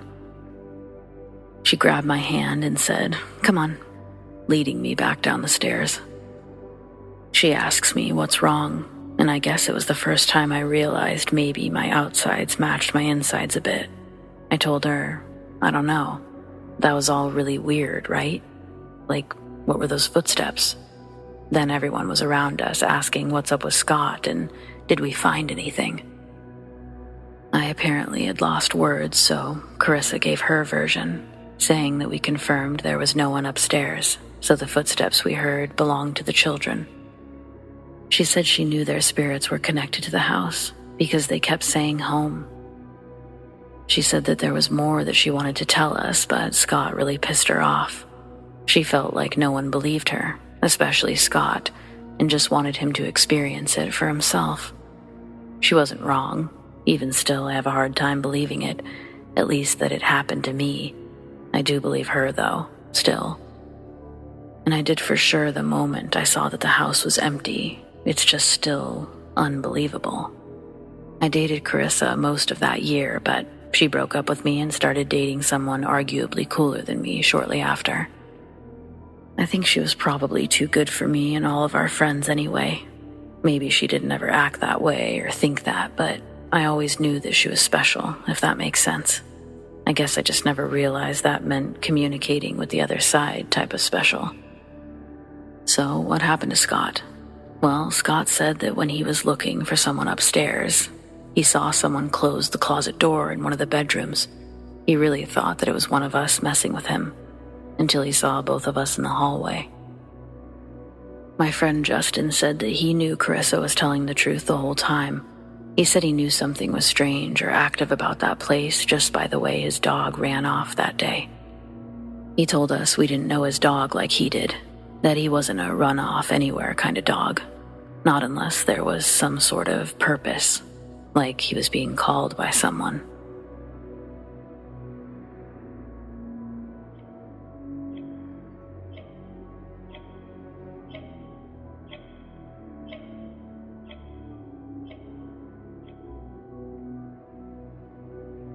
My dad was granted custody of me over my mom when I was in second grade, after she was involved in a DUI accident. She was at fault and was required to serve a 2-year sentence, so for at least 2 years I'd be living with my dad full-time in New Hampshire. This was upsetting in itself, but the worst came before I even moved there. My dad would make me give my dog to the shelter. His new girlfriend, Monique, didn't like dogs. And just like that, my dog, Frankie, was gone. That dog was my best friend. Elementary school wasn't easy, but Frankie would always be there waiting for me to get off the bus and cheer me up. When I'd cry in my room from the trivial adolescent challenges life threw at me, Frankie would lay in my room with me. He wouldn't beg for pets or attention. He'd just lay with me. He was everything a lonely little girl needed, and will always be the goodest boy I ever had. Goes without saying, I didn't have a great first impression of Monique, and it only got worse.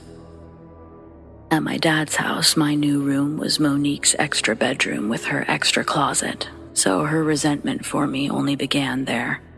Maybe it was because I was a reminder that my dad had a life before theirs. Maybe she just plain disdained children. Whatever it was, Monique hated my presence there. She was nasty, and would always try to get my dad to side with her over me, even with the little things like dinner. If I wanted Italian, she wanted Mexican. If I wanted Mexican, she wanted pizza. Then the bigger things like guilt-tripping my dad about spending time with me on my birthday, which happens to be the day before Valentine's Day, not Valentine's Day. She spoiled the evening with her complaining, and eventually we left the arcade. Picked up some random food on the way home, and I was told to essentially go to my room. The thing is, this wasn't the first time that she did this. It was every time I spent time with my dad. This one just really sucked because it was my birthday. Although I could most certainly let this run into a rant about how Monique was just terrible, I will keep it short by wrapping her up in 3 words: selfish, petty, insensitive. As far from a mother figure as you could be, she made sure that I knew that she wasn't my mother, and she didn't want anything to do with being my parent. When my dad was around, it was, "Oh, you know I'm just no good with kids, babe." or something along those lines. All while she was sitting there reminding me of that dog I had, asking whatever happened to it. That one hurt. Sleeping one night, movement under my bed would wake me up. No, I was awake, laying with my eyes staring at the ceiling. I laid there until I felt the bed slowly lift and drop from the foot of the bed to the head like a wave. When I felt the mass directly underneath me, I couldn't help but scramble out of bed and run out of the room, down the stairs and into the living room. They were watching a movie when I interrupted in a terrified leap through the hallway door. Monique spilled the bowl of popcorn, reacting to the burst of noise. My dad's telling me to calm down as Monique's screaming that I almost gave her a heart attack. I try to tell them how it felt like something was crawling beneath me. I try to tell them about my bed moving. But Monique tells me I had a nightmare and need to stop being a brat. She called me a brat, and my dad didn't defend me. I ran back upstairs before anyone could see the tears welling up in my eyes. Back in my room, I figured I'd rather be eaten by whatever's crawling under my bed than see the upturned lip of Monique's grossed-out face looking at me. Unfortunately, her disbelief didn't make it any less real for me. I decided this was real, and so the next incident happened soon after. Monique walks into the kitchen one night, and when she turns on the light, she sees that all the cupboard doors have been opened. Not one was missed. This makes her storm into my room and start yelling at me, accusing me that I did all of it, but I was sleeping. Finally, my dad walked into the room and told Monique to lay off. He escorts her out of the room while she proceeds to spew audacious comments at me. It was hard to fall back asleep after that. The sudden jolt got my adrenaline going, and I could still hear them continuing to quietly fight in their bedroom. Monique's birthday was about 2 months after I moved in. She told me that I was the early birthday present she didn't ask for. What she really wanted for her special day was a real gold Rolex. My dad made decent money working at his job, but not gold Rolex money. But apparently the man saved and saved, or opened up another credit card because, lo and behold, Monique got a real gold Rolex for her birthday. That item alone brought a slew of problems. She would blame me every time the watch would get misplaced, never missing. She would take it off to take a shower, and it wouldn't be in the bathroom when she got out. Instead, it would be on the floor just outside the door, or sitting on the bed. Their fighting would steadily escalate, and as their tensions grew, so did the energy in the house. Monique started to believe the happenings to be evil spirits, but still found a way to blame it on me, saying these evil things weren't happening before I moved in. It all came to a head on Halloween night. My dad took me to go trick-or-treating early, sun still shining, right after school. He said it was to get the good houses with the big candy bars first, before the other trick-or-treaters do. I didn't complain, but I felt silly knocking on doors just as people were getting off of work and plugging in their decorations. When we got back home, Monique was all done up. Her and my dad were going to a work party after trick-or-treating. They were practically out the door before I got out of my costume. After they left, I gave candy to trick-or-treaters as they'd show up. Eventually, I started eating the candy and decided to turn off the lights and watch some Are You Afraid of the Dark as I dozed off on the couch.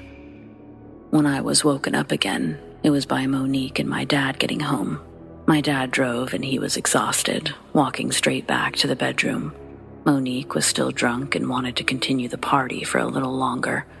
After I was told to go to bed, I heard the TV turn back on and a late-night talk show fill up the quiet living room. Soon, though, Monique's snoring would be louder than the TV. And that's when it all went south. While I thought Monique was fully asleep, I crept out of my bed and tiptoed into the kitchen. I'd gotten very good at moving around like a ninja, but Monique pulled some adult reverse psychology. She was awake the whole time, fake snoring and all. Right when I crawled on the countertop and started opening a cupboard, I hear Monique shout, "I caught you, you little bitch." It made me jump. and by the time I'm reaching, she's already in the kitchen grabbing my legs and dragging me off the counter, tossing me to the ground. The landing knocks the wind out of me. Monique stands over me and starts calling me all of the names in the book.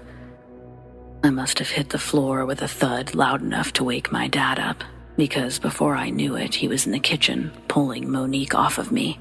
She was too drunk to clearly retell what had just happened. She also caught me before the other cupboards were opened. When the wind got back into my lungs, I started screaming and crying that I was just getting a glass of water. Monique was seeing so much red, all she could do was call me a liar and try to come after me again. That's when my dad had enough. He grabbed her, told her to grab her shit. Then he called a taxi that she had to wait for outside. And that was the last time I ever saw Monique. Thing is, Monique was right about everything. It was me doing all of the stuff around the house, faking the monster under my bed, misplacing her watch, opening the cupboards. All me, 100%. Still, 42 years later, I've never had the urge to seek revenge like I did on that woman. I'm not proud of what transpired, but Monique and I were never going to get along. I just pushed the hands of our clock to the inevitable ending that we would share together.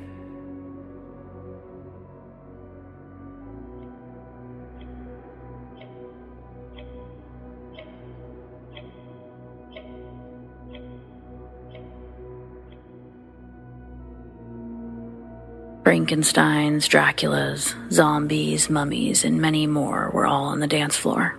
The whole club was full of monsters. Tonight, it's Halloween. One of my friends asked me to come out and go clubbing with her. Everyone was dressed in costume. The music was blasting out of the speakers. Everyone was enjoying themselves in the festivities of the night. It was really weird to see all these creeps and ghouls flirting and dancing. I came to the club dressed as a witch, but since I'm quite a shy person, I was spending most of the night against the wall, sipping on my drink and watching my friends dance. Just as I was regretting my decision to come, a guy in a costume approached me. He came as the Grim Reaper. He wore a jet black hooded robe. Out of the darkness of his costume, I saw his bony white skull mask. It stood out like the moon in the night sky. The Grim Reaper grabbed my hand. It was icy cold to the touch. He pulled my hand as if to escort me. Since I was alone and curious, I followed. It was more exciting than standing alone all night. We weaved in and out of the people dancing on the dance floor. At that moment, someone grabbed my other hand and shouted into my ear, "Don't go." I spun around to see who it was, and as I did, whoever it was let go of my hand and disappeared into the dance floor. The Grim Reaper guy let go of my hand too. I didn't realize how cold it was until he let go. I looked for him, but I couldn't see him anywhere. The next morning, it was reported in the news that some residents nearby had found Halloween costumes strewn around the neighborhood. Were these the costumes of the people who followed the Grim Reaper outside? I don't know what happened to those people, but I'm sure I wouldn't be around today if I'd followed him outside. Who was the person who stopped me? Who was the Grim Reaper? What happened to those people? I have a lot of unanswered questions. Thinking about it still gives me the chills.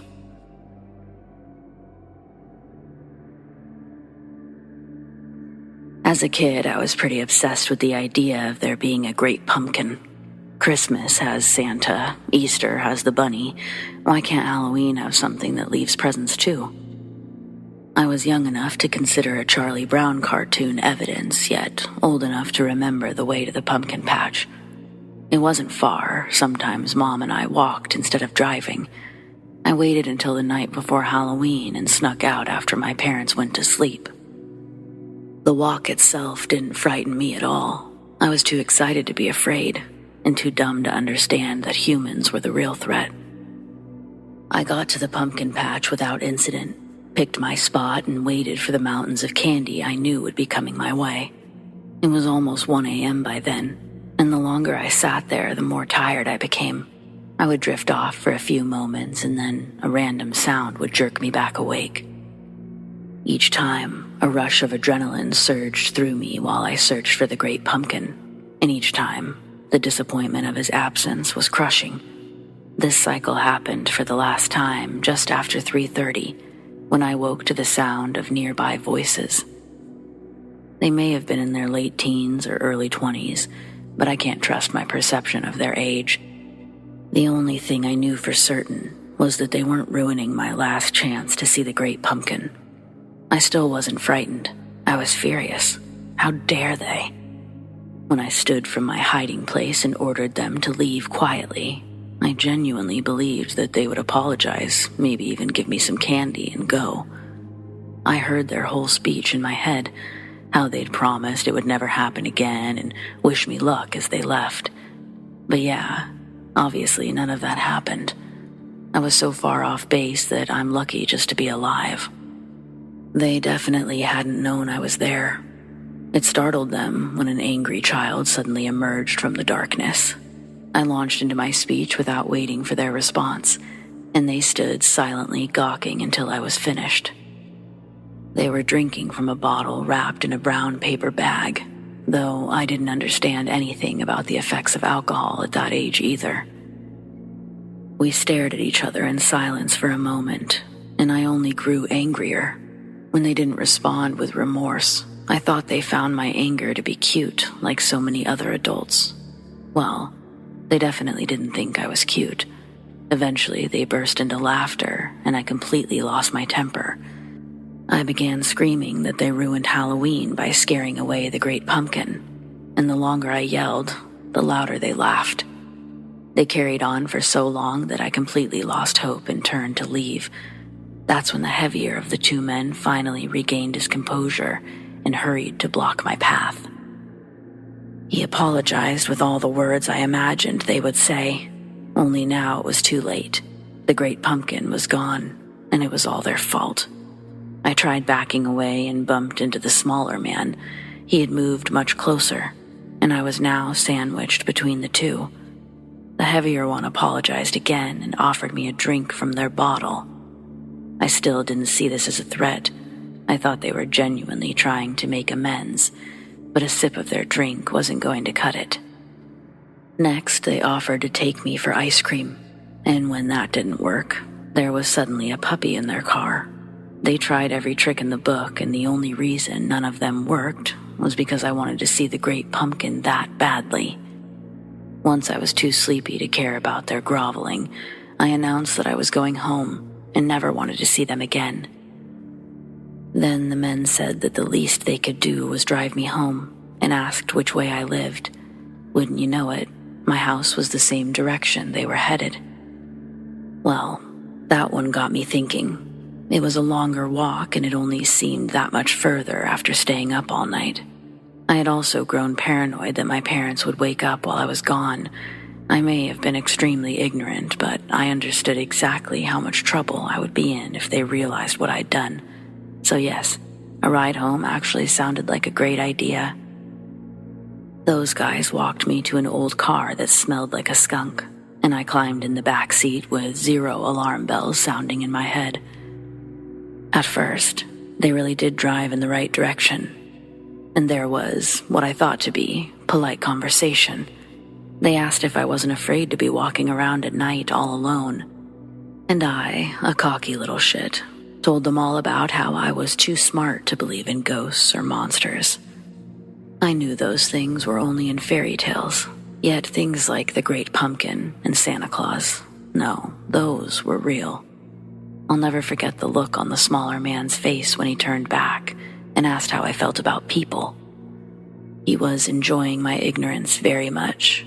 I think he wanted me to understand I was in danger, like he wanted to see the aha moment on my face when everything clicked. Well, if that's true, then he got his wish, but it took me longer than I care to admit. He played coy, slow-walking me through what-if scenarios while the bigger man followed my directions home. Then, as we approached the last stop sign before my house, I said to take a left, and my house was the third one on the right. That's when the smaller man asked what I would do if they just kept driving. What did I think I even could do?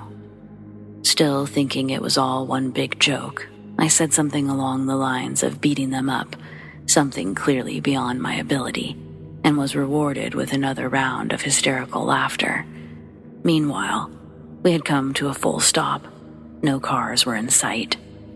But we weren't turning. We were just sitting there. And then we kept going straight. I was done playing with these guys. I just wanted to crawl into my bed and sleep, but they wanted to play these ridiculous games all night. In a burst of sheer anger, I lunged forward, grabbing the wheel, and took us over the curb. The smaller man slapped me hard, and I flew back into my seat. That's when reality finally came crashing down on me.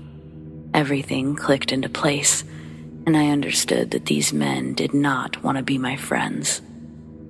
The smaller man said that if I laid on the floorboard and stayed silent, he wouldn't crawl back there and make the first slap look like a love tap. I was so frightened that I complied.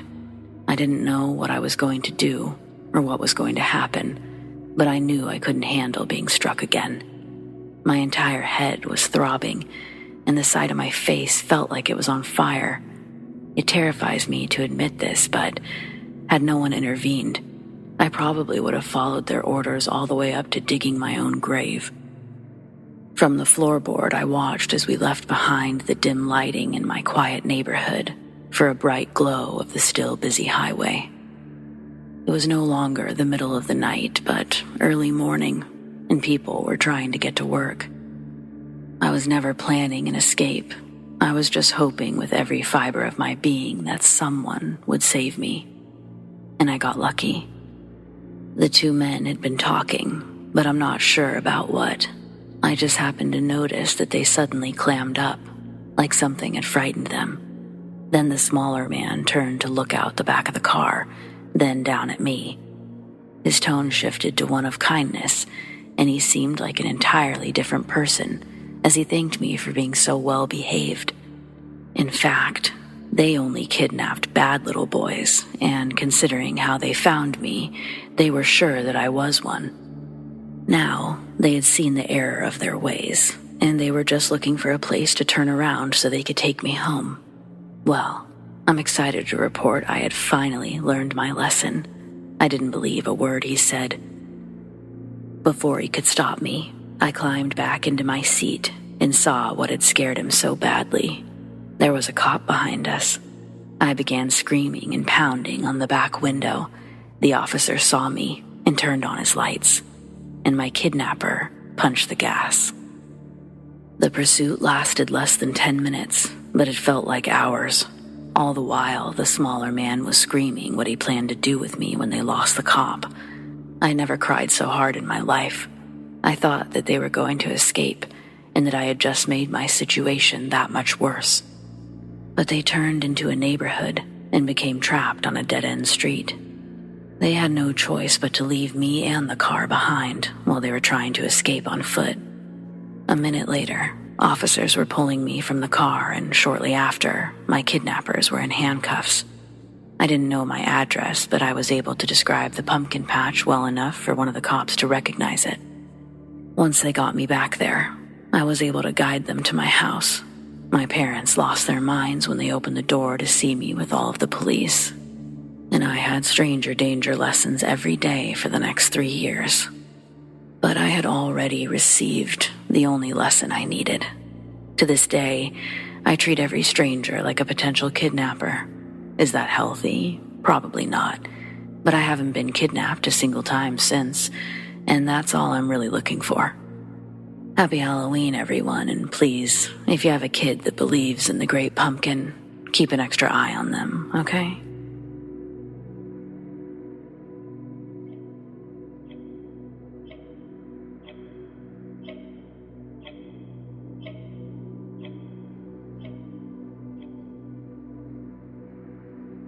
Hey, so my friend Dallas just told me this weird story about a party that she went to last night. She made me promise not to tell, so shh, but I'm gonna tell you. Just change her name to a city or something. Okay, so this morning, my phone had a bunch of missed calls and texts from Dallas asking if I was at Donnie's or if I was at home and if she could come over. The house party she was at was apparently a couple blocks down from my apartment, like on Clinton by the 7-Eleven. I'm reading through these messages and they're getting progressively more unsettling as I go. Then her last message said that she's running to my apartment. Please be home. These were all sent around 3 a.m. last night, the last one being 3:42. But I got these messages after 9 a.m. when my phone turned back on while driving home from Donnie's. I'm like, oh shit, did this bitch get her ass murdered last night? Like, what's going on, you know? So I'm calling her over and over on the freeway, but it goes straight to voicemail every time. Then I get to my apartment, and I find her fast asleep on my welcome mat, still in her cupcake costume. I'm shocked that none of my neighbors have called the cops or checked to see if she was alive by the time I got there. She had sticks and leaves and shit all up in her hair, and she was all sprawled out like a dead body up against my door. Like, I thought that's what I was walking up on. I kicked the bottom of her heel and was like, Dallas? Boom. She fucking wakes up and scrambles to her feet with this crazy look on her face. I'm like, holy shit, girl, what happened? Dallas starts bawling and hugs me. We're out in the hallway for a little bit, just hugging as she sobbed. After she let go, I let us into the apartment. Dallas walks to the love seat and crashes down on it. I again say, girl, what happened last night? She says some really creepy kids showed up at the party last night with all black eyes. I asked if it was a costume, and she was like, no, they weren't wearing costumes. They looked to be about 12 or 13. She'd seen someone let them in and was standing next to the owner of the house. So they both saw these kids, way too young to be at this party, come inside.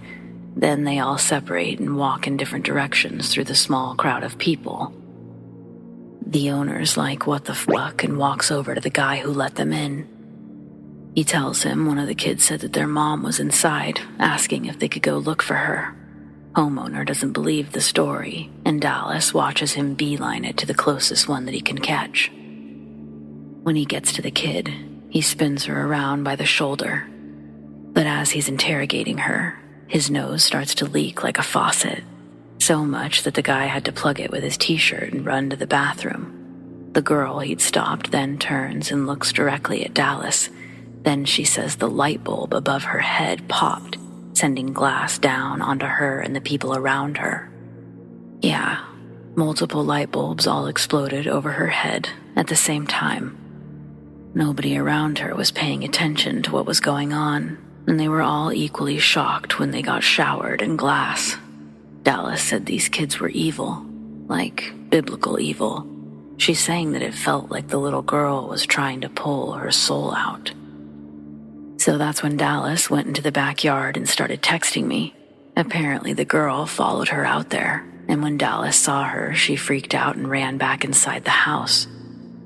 She said when she went back inside, the vibe of the house had completely changed. The music was off and people were just wandering around, not talking to each other. That's when something in her stomach told her to run, so she did. When her phone died, she just waited outside my door until I got home. No, yeah, this all just happened. She literally just left my place. Fucking weird, right?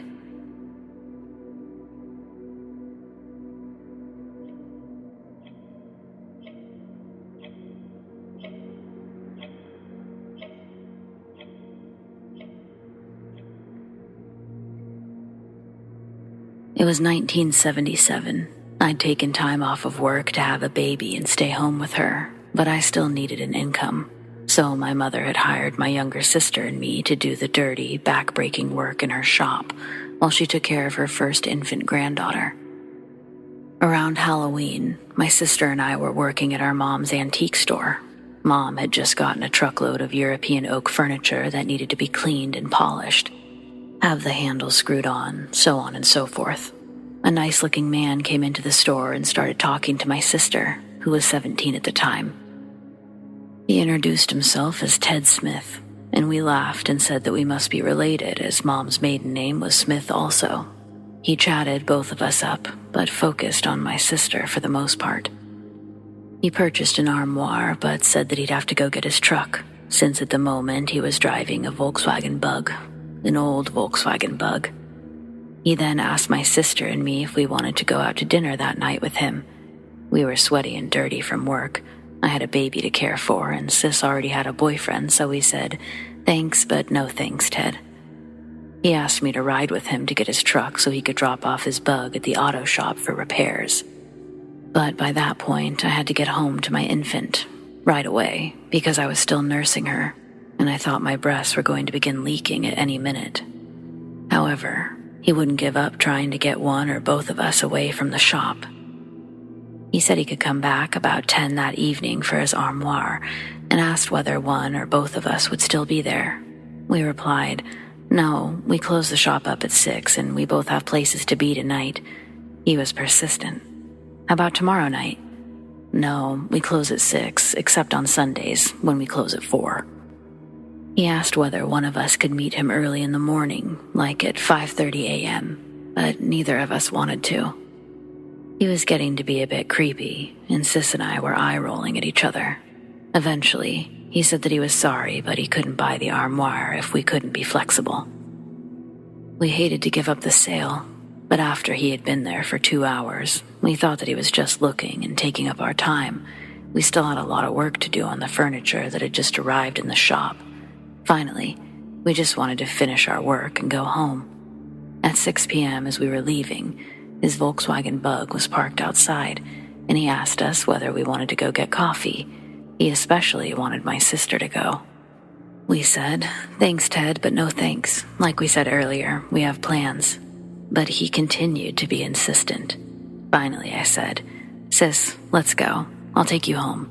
Even though she had her car there, for some reason, I didn't want her to drive home alone around this guy. So he drove off in his Bug, and we really didn't think of it again. Until the next year, when this picture appeared in the paper. Ted Bundy. It still sends chills up my spine writing this, and Sis and I talk about it occasionally. We were 2 lucky young women that day. If either of us had agreed to go, we would have likely been raped and murdered, like so many other women that Bundy kidnapped.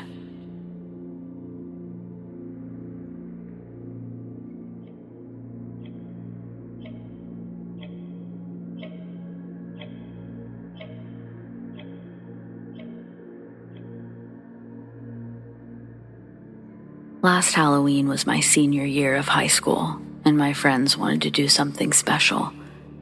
We went to a haunted house, a corn maze, and a hayride before finishing the night off with an escape room. But that last part is where things went wrong. We didn't actually know about the escape room until we were leaving the hayride. On the walk back to the parking lot, we ended up talking to one of the other customers, and he asked if we'd heard about it. He said other people had been talking about it all night and seemed fairly impressed. It was set up in a warehouse just outside of town, but it was so dark that when we got there, we almost kept driving. But then a man with a glow stick waved us in. He said that they just started closing but didn't mind staying open for one more group. It was just after 11:30, so that seemed like a pretty reasonable story. We were led into the warehouse, where a woman with a cash box took our $15 cover charges, and then we were led through a small waiting area. As we entered the actual escape room, he said the door that we came through would be barred. To get out, we had to find the key that would open the door on the opposite side.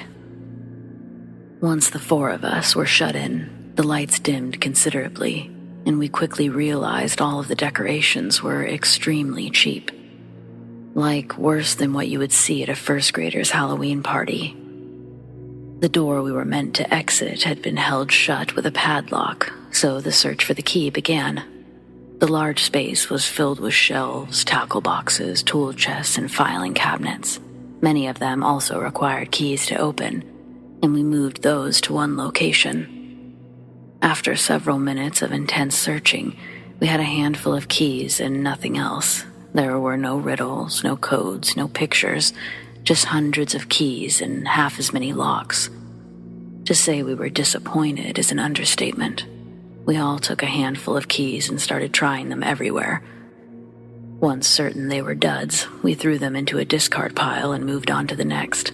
Occasionally, we would get something open only to find another keyring inside. After 30 minutes of this, we were pretty much over it. We banged on both of the doors saying we forfeited, but no one came to let us out. Next, we tried to find a number for the place online, but all of our phones said no service. We couldn't even get a text to send. The girls became frightened, which made Jared and I feel the need to act tough. We threatened to break down the door if someone didn't let us out, and then we actually tried, but all we did was hurt our shoulders. My girlfriend suggested it was a trap, and I tried to convince her that it was all part of the experience, an extra thrill designed to compensate for the lack of atmosphere, but I didn't believe it. We really had no choice but to keep playing or waiting until someone found us, and we didn't know how long that would take. For the next 3 hours, we painstakingly tried every key and every lock until we found one that opened a filing cabinet, which contained a small, locked chest. After another hour, we found one that opened the chest. Inside was a wooden puzzle box. I'd seen a few on YouTube and knew how they worked, but we were long out of patience by that point. A quick shake told us there was definitely something inside that sounded like a key, and that's all I needed to know. I threw the cheap box onto the ground and stomped it into splinters. A single red object lay among the remnants, our key to freedom. My hands shook as I placed it into the door's padlock and felt the satisfying click of its release. We yanked it open to almost total darkness outside. The only light source came from the stars shining through the warehouse's high windows. We had to use our flashlights to find our way back to the front and outside. The girls didn't want to come at first. They thought that people were waiting to attack in the darkness, but I didn't understand why they would have waited so long if that was the goal. I had a different paranoia in mind, and I was anxious to prove myself wrong. Unfortunately, my theory turned out to be correct. 3 of us had phones to provide extra light, so we made it to the parking lot without wasting too much extra time. But our car, along with the girls' purses, my laptop, Jared's wallet, and a fair amount of other stuff, was gone. That's about the time all of our phones began blowing up with missed calls and texts, all except for Liv, who had left her phone charging in the car. We called the police and then our families. Everyone showed up within a few minutes of each other, and we explained the whole story. Apparently, the same thing had happened to other groups of kids in other states over the previous years. They had all been out just like we were, and around midnight or later, someone randomly told them about a new escape room. It looked closed when each party arrived, and then a man suddenly offered to stay open a little longer if they wanted to stay. The guy's description matched the same person we saw. So please, if you're out making the rounds this year and someone recommends a new escape room you didn't know about, just skip it.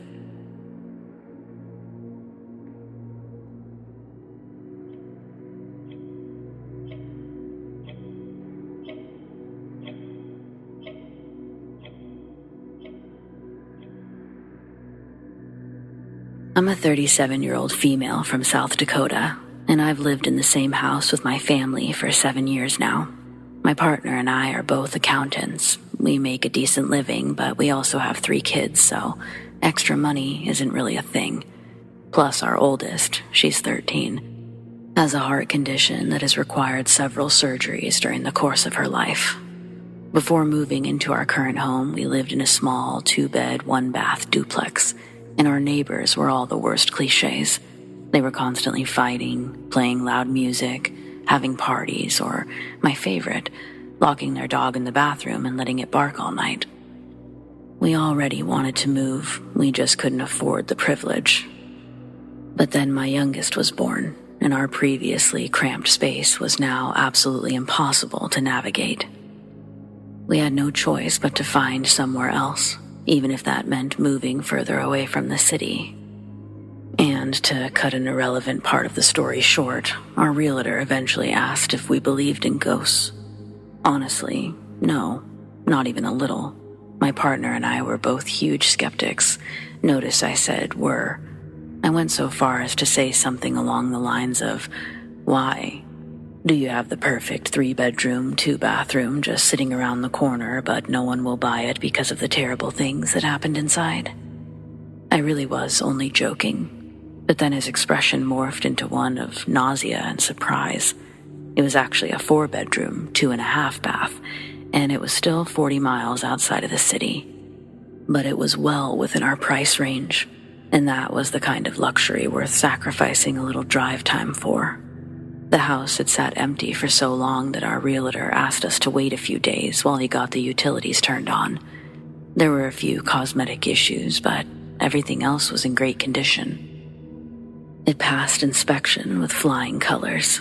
Everything else, down to the golden plumbing fixtures, was absolutely hideous, but we remodeled bit by bit over the years.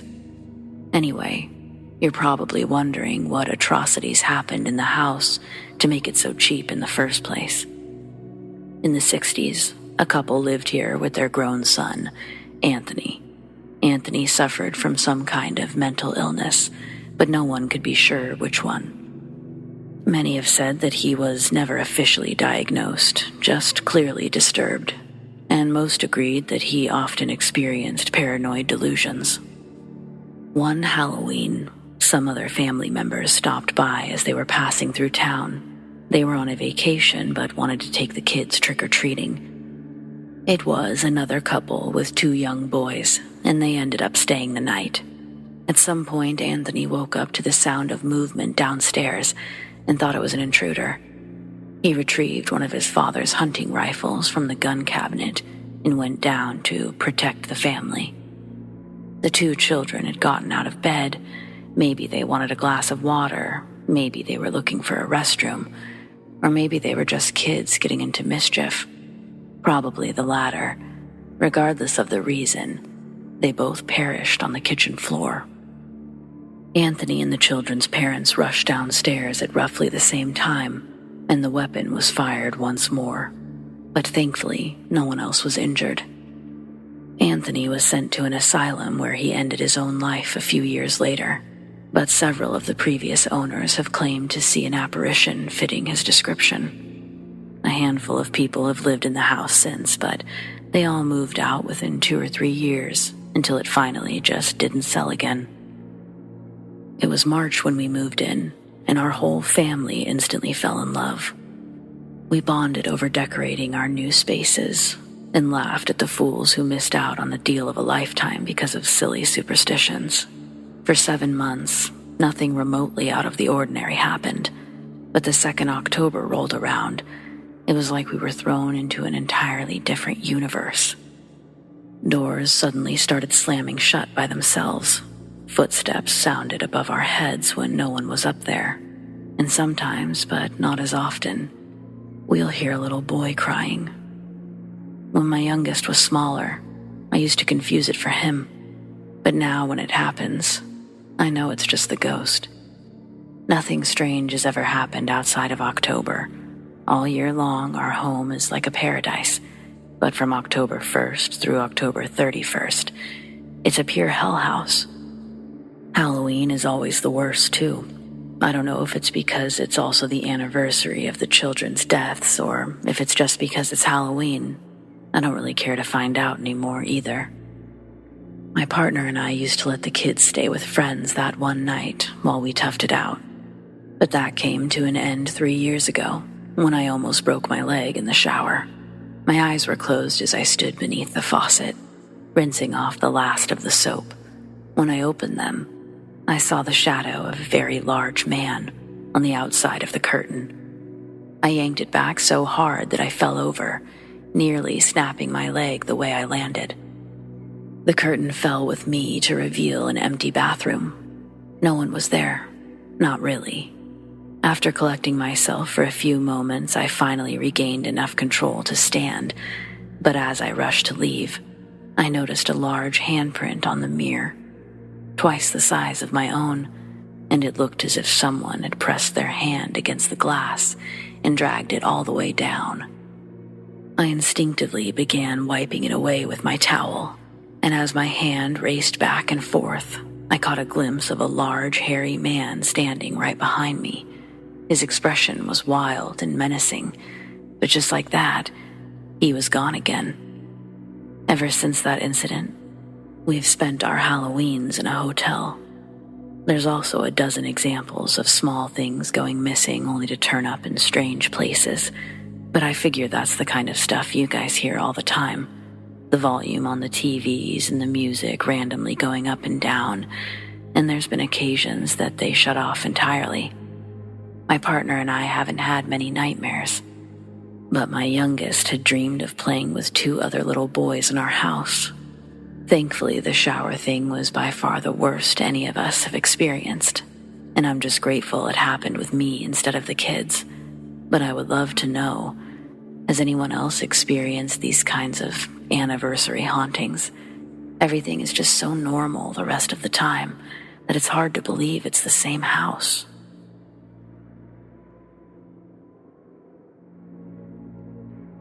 I'm still young, a mere 26 years old.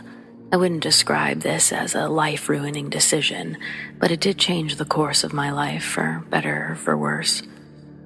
Senior year of high school, I'd managed to receive a volleyball scholarship to Albright College in Pennsylvania. I committed there junior year when a scout came out to one of our games.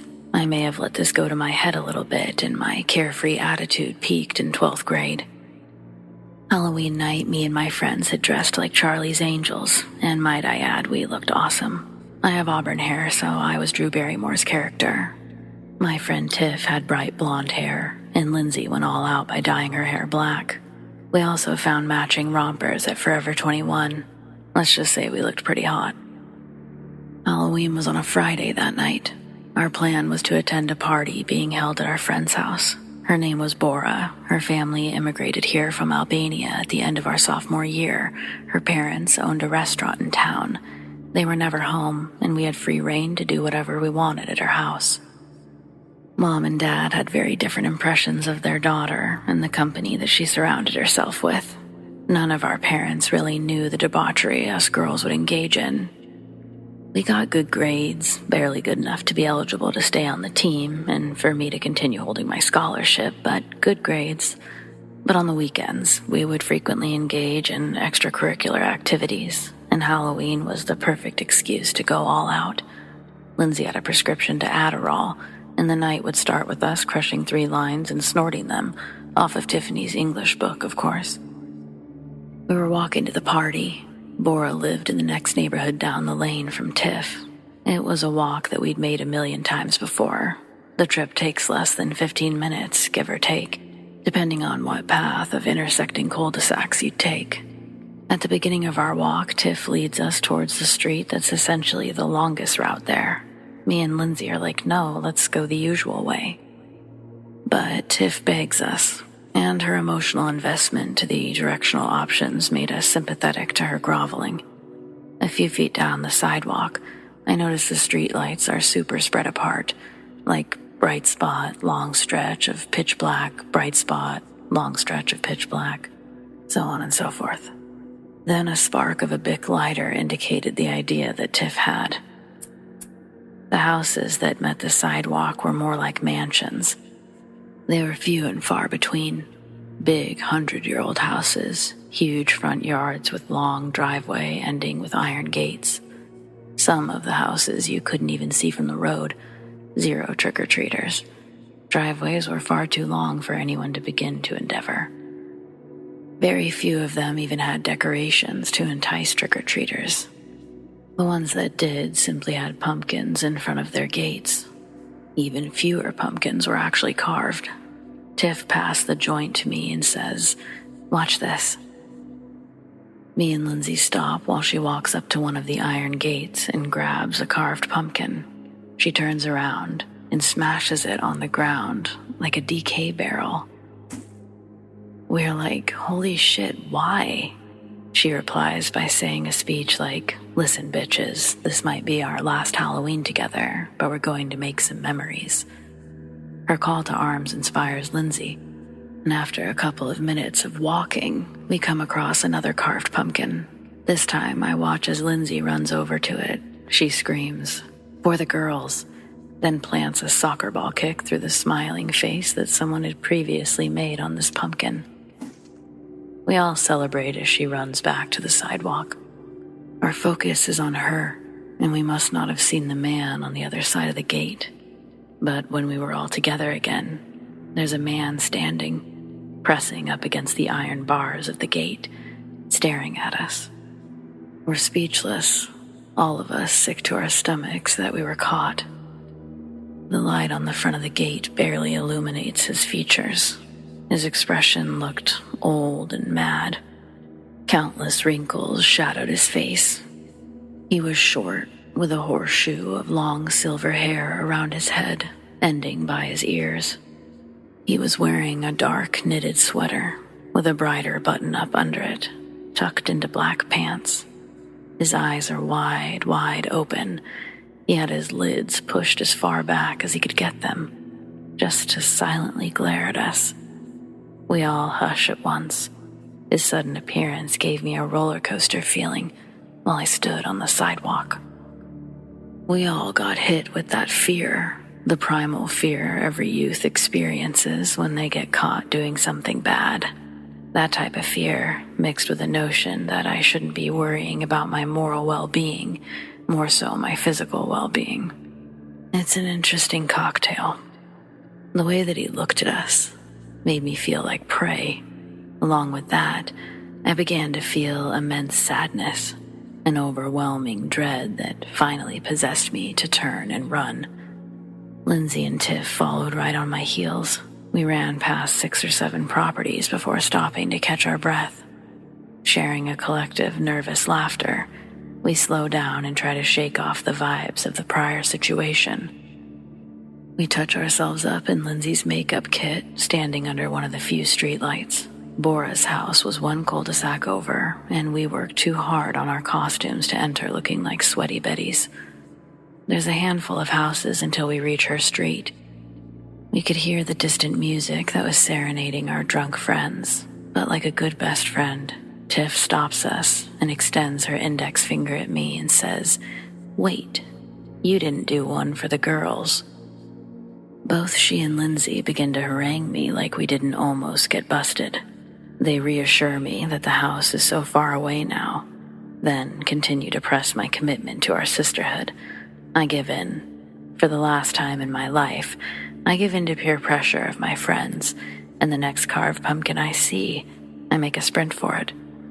Preparing to boot the pumpkin to the moon, I scream, "For the girls," as loud as I can before booting this orange mass. But when my foot goes through it, I slip, and my leg slides under the bars of the property's gate. My right foot caught traction, sending my legs into splits. My upper half went forward, and I did a James Brown-looking thing that broke my leg into an L shape. My first thought, besides excruciating pain, was karma. Pretty soon, all 3 of us were screaming, and somehow, some way, my friends managed to get me to a house close by to call an ambulance. With one night of fun, I kind of completely lost it all. Naturally, I couldn't play volleyball, and therefore I was no longer eligible for my scholarship. But life goes on. I still ended up going to college. Of course, that's when the real horror story began. Student loans,